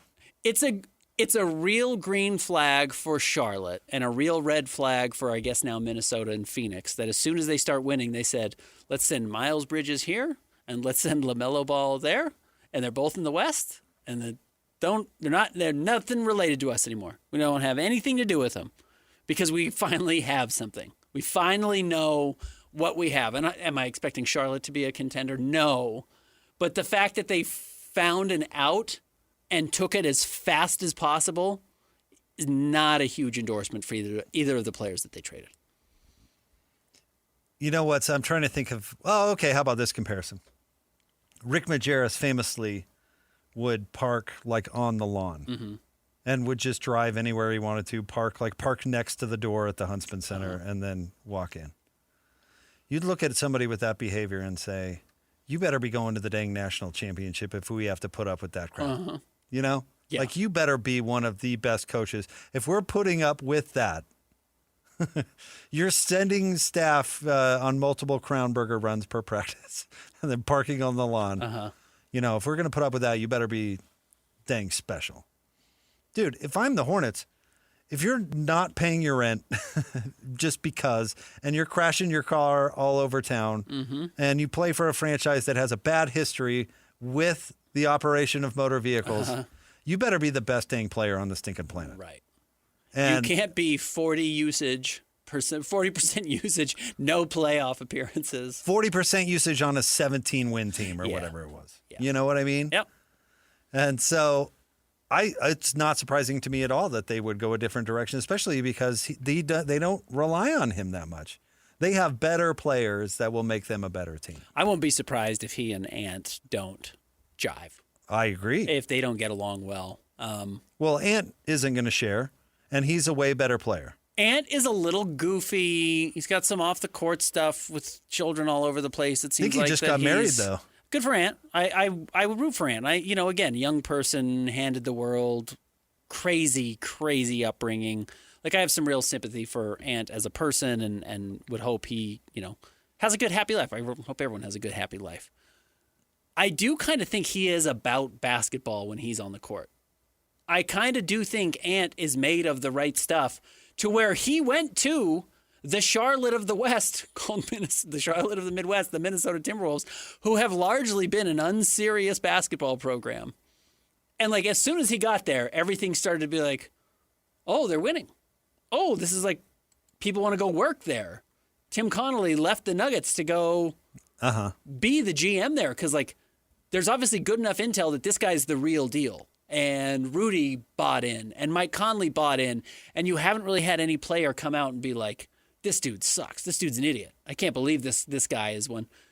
You've never heard anyone be like, LaMelo's really good, actually. Like, really cool to have LaMelo around. The second you have a good team that almost makes the playoffs, they trade him. I bet he goes to Minnesota, and I bet you Ant gets sick of the non-seriousness pretty quickly. Yeah. I wouldn't. And, oh, man, Rudy is going to talk. Well, Rudy probably. If Rudy doesn't like LaMelo, Rudy has made enough money that he doesn't need to pretend to be nice about it. Yeah. Here's what I foresee the problem being. Okay. If I were to tell you that Anthony Edwards was a better player than LaMelo Ball, your answer would be? Correct. Of course. Uh-huh. If I were to ask LaMelo Ball if Anthony Edwards were better than him, his response would be? 3 Anthony Edwards aren't better than me. Bingo. So these players have such little grasp of reality that it causes the conflict. So if LaMelo Ball comes in and says, "Dude, I'm gonna be me. I'm gonna play my game. This is how I play. I'm gonna have the ball the whole time and do all this because Anthony Edwards isn't better than me." That's how you get problems. If I were to ask you, Ben, in 99, 98, who's the better player, John Stockton or Mark Jackson? Your answer would have been John Stockton. Are you crazy? Yeah. If you would have asked Mark Jackson that very same question, his response would be? Start Mark. Mark Jackson. It's time to start Mark Jackson. I've been better than John Stockton this whole time. How did that go? Poorly. Very poorly. Very poorly for bad. the Jazz and for Mark Jackson. John Stockton was fine. Anthony Edwards is going to be fine. Yes. But how's it going to go for LaMelo Ball and the Timberwolves? I don't think it's going to go well. Correct. There's a chance that this is the first step towards Ant not being a Minnesota Timberwolf, which is bad for LaMelo and bad for Minnesota. But to your point, Jake, if Christian made $40 million last year and $108 million in his career and had another, $90 million coming to him over the next 2 seasons from his last job. He signed this contract as his last job. And we signed him or acquired Christian to come in and we said, no, we want you to do something totally different. We've got a different idea for how to utilize your skills. Christian's going to say, what are you talking about? I just made $40 million doing what I did at my last spot. And they wanted me for $90 million more. I'm not changing anything. I'm not changing a dang thing. Why would I change? I'm going to play my game. Great news ring. This is why the Hawks never, or the Wizards never should have traded for Trae Young. Yep. You're going to ask Trae Young to change his stripes now? He's made $180 million playing Trae Young ball. And you gave him another basically max contract. And now you just paid him to do it more. And now you're going to be like, actually, what if you play like off ball next to AJ DeBonce? Are you stupid? Yeah, LaMelo, you want me to play second fiddle to a guy who does a lot of the same things I do? Dribbles, shoots a lot of threes, has the ball late, makes a lot of the big decisions, most important moments of the game, he's touching the ball? No, I make $40 million a year. That's cool. I'll do it. I can do it. Yeah, this is a gamble I don't understand in the slightest. I know they didn't get it. I know they didn't give up much. They gave up Naz Reid to get him. It wasn't hard to get him, but... No, but Naz Reid played a role for them. And also it doesn't mean it's going to work. Just because you paid little to get something back doesn't mean the thing you're getting back is of value. All right, we'll get to some voicemails coming up next. Stay tuned. Jake and Ben, 97.5, the KSL Sports Zone. Make game day yours. Tickets, food and drinks, stats, and streaming. Everything you need is in the Utah Mammoth app. Download today and make game night easy. Download on both Android and iPhone. Tusk. top. You're listening to this podcast, so I know you've got a curious mind. Here's a helpful fact you may not know yet. Drivers who switch and save with Progressive save over $900 on average. Pop over to Progressive.com, answer some questions, and you'll get a quick quote with discounts that are easy to come by. In fact, 99% of their auto customers earn at least one discount. Visit Progressive.com and see if you can enjoy a little cash back. Progressive Casualty Insurance Company and Affiliates. National average 12-month savings of $946 by new customers surveyed who saved with Progressive between June 2024 and May 2025. Potential savings will vary. Just doing it big, you know? Your home for the best sports radio for your afternoon drive is right here. This is Jake Scott and Ben Anderson on 97.5, the KSL Sports Zone. Two amigos on the airways, talking sports. They got it made, Jayson also loves his tie-dye. Ben's got style with his scarf. Oh my. I must say, listening to every sports show today on your channel talking about stupid freaking LeBron James all day long. Are you freaking kidding me? Oh my gosh. Please stop already. Hey guys, fluent French speaker here. The phrase you want is pied à terre. Pied being foot.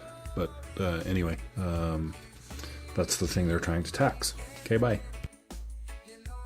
Thank you, John. Pied à terre. That must mean foot on de terre has to be on ground, right? Terre as like terrace or I guess. It's ground. But still odd that the governor of New York would take a dig at LeBron James. That's very strange. And then the first one was from Case. And yeah, I'm with you, Case. Yeah, LeBron is not as good as the attention he gets anymore. But when LeBron James does anything, it's news. Just simply because it's LeBron James. No, this is telling. LeBron waited until the absolute deadest period of the summer before he made his decision. Because if he does this a week from Thursday, the NFL preseason has started, and you're not going to hear anything nationally other than the NFL for the next 6 months. 7 months, up until the Super Bowl. College football is going to take over. LeBron announcing at this point in his career that he's going to Philly, it's always going to make news. LeBron is a big deal still. LeBron is still one of the 3, 4, 5 most famous athletes on the planet. He matters still, whether he helps on the court or not. He, as a person, his decision-making matters.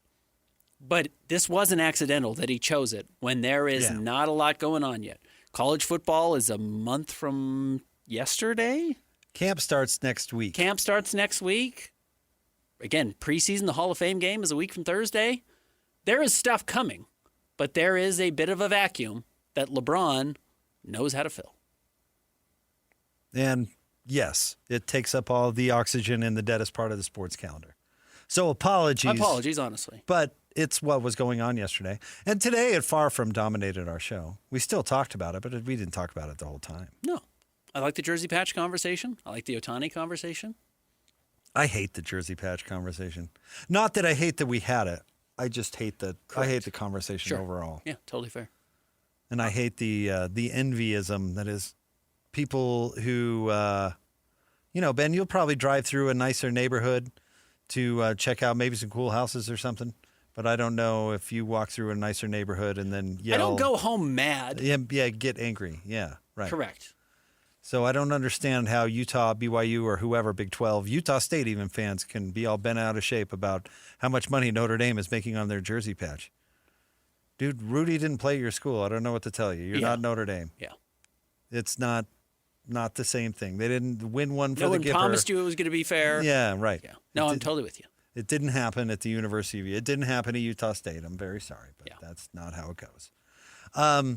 I don't know if the Big 12 monster jersey patch turns out to be a big deal. I just don't care. It doesn't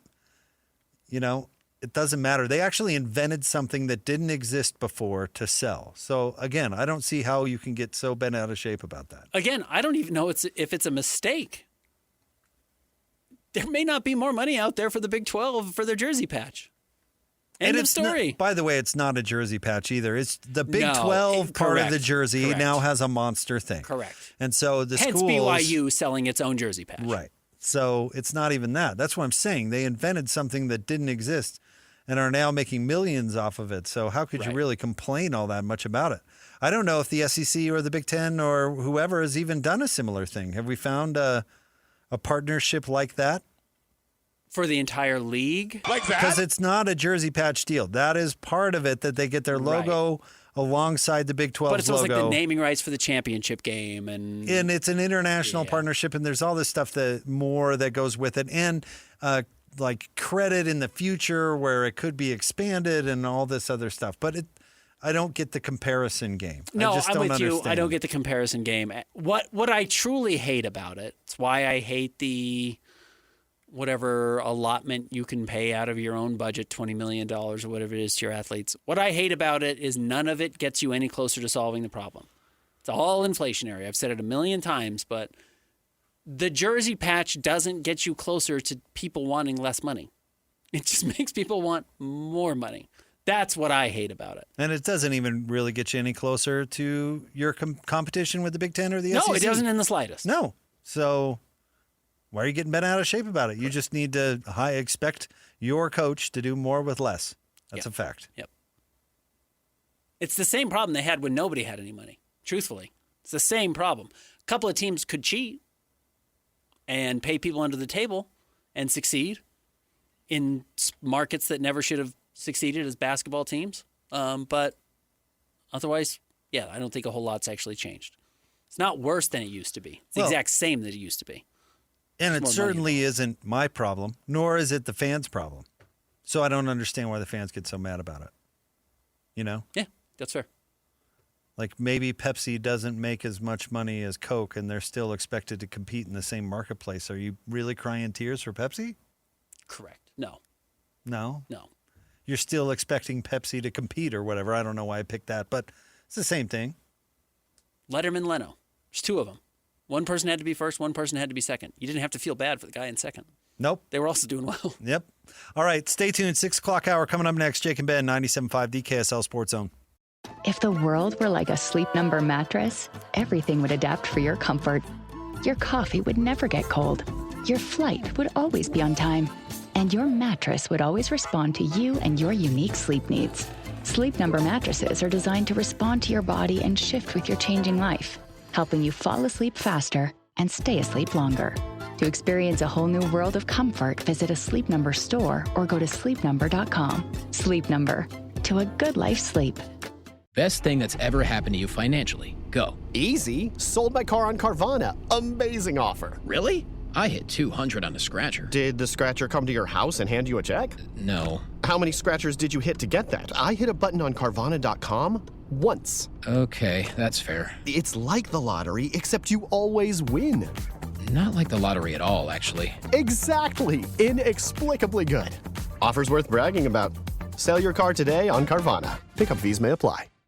Not only do these guys give you the best Jazz coverage in the market, they've got you covered with the Mammoth, the Cougars, the Utes, and the Aggies. This is Jake Scott and Ben Anderson on 97.5, the KSL Sports Zone. Wrapping up the Jake and Ben Show, 97.5, the KSL Sports Zone. Ben, it was good to have you back. We're glad you did not get run over by a bison. I was also happy that did not happen. But did you see what did happen yesterday at Yellowstone? No. A man was arrested for dressing up like a bison and chasing after tourists and screaming, "How do you like it?" But then apparently he did try to join a group of bison and they weren't having it. So they didn't kill him, which was nice. But wait, how do you like it? So is this like a animal rights guy? I think. Oh. I mean, a lunatic. And not all animal rights people are lunatics. This was a lunatic person who I think was also taking the approach of an animal rights person. The photo's great. Do you think this guy does anything for his cause? It hurts it. Yeah, I mean, is there one person who was not like a PETA person that saw this guy doing what he's doing and thought to himself, I'm going to totally change my behavior? You know what? I'm not going to Yellowstone. Yeah, I don't think so. Ben, you already told me you'd go back. You had such a good time. It was a great time. You going to let this idiot ruin that for you? I will not. No. I don't think anybody would. Wow. I hope those. It kind of looks like Benny the Bull. Yeah, Ben just showed me a picture of it. I hope those Rangers roughed him up. I really hope this story is real.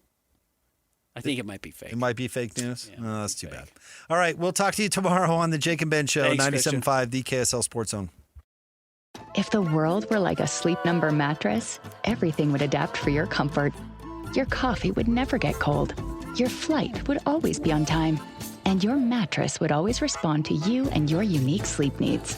Sleep Number mattresses are designed to respond to your body and shift with your changing life, helping you fall asleep faster and stay asleep longer. To experience a whole new world of comfort, visit a Sleep Number store or go to sleepnumber.com. Sleep Number, to a good life sleep. Now at McDonald's, wake up to a $4 breakfast meal deal. Wake up to a sausage McMuffin or sausage biscuit, to hash browns, and wake up to a hot coffee.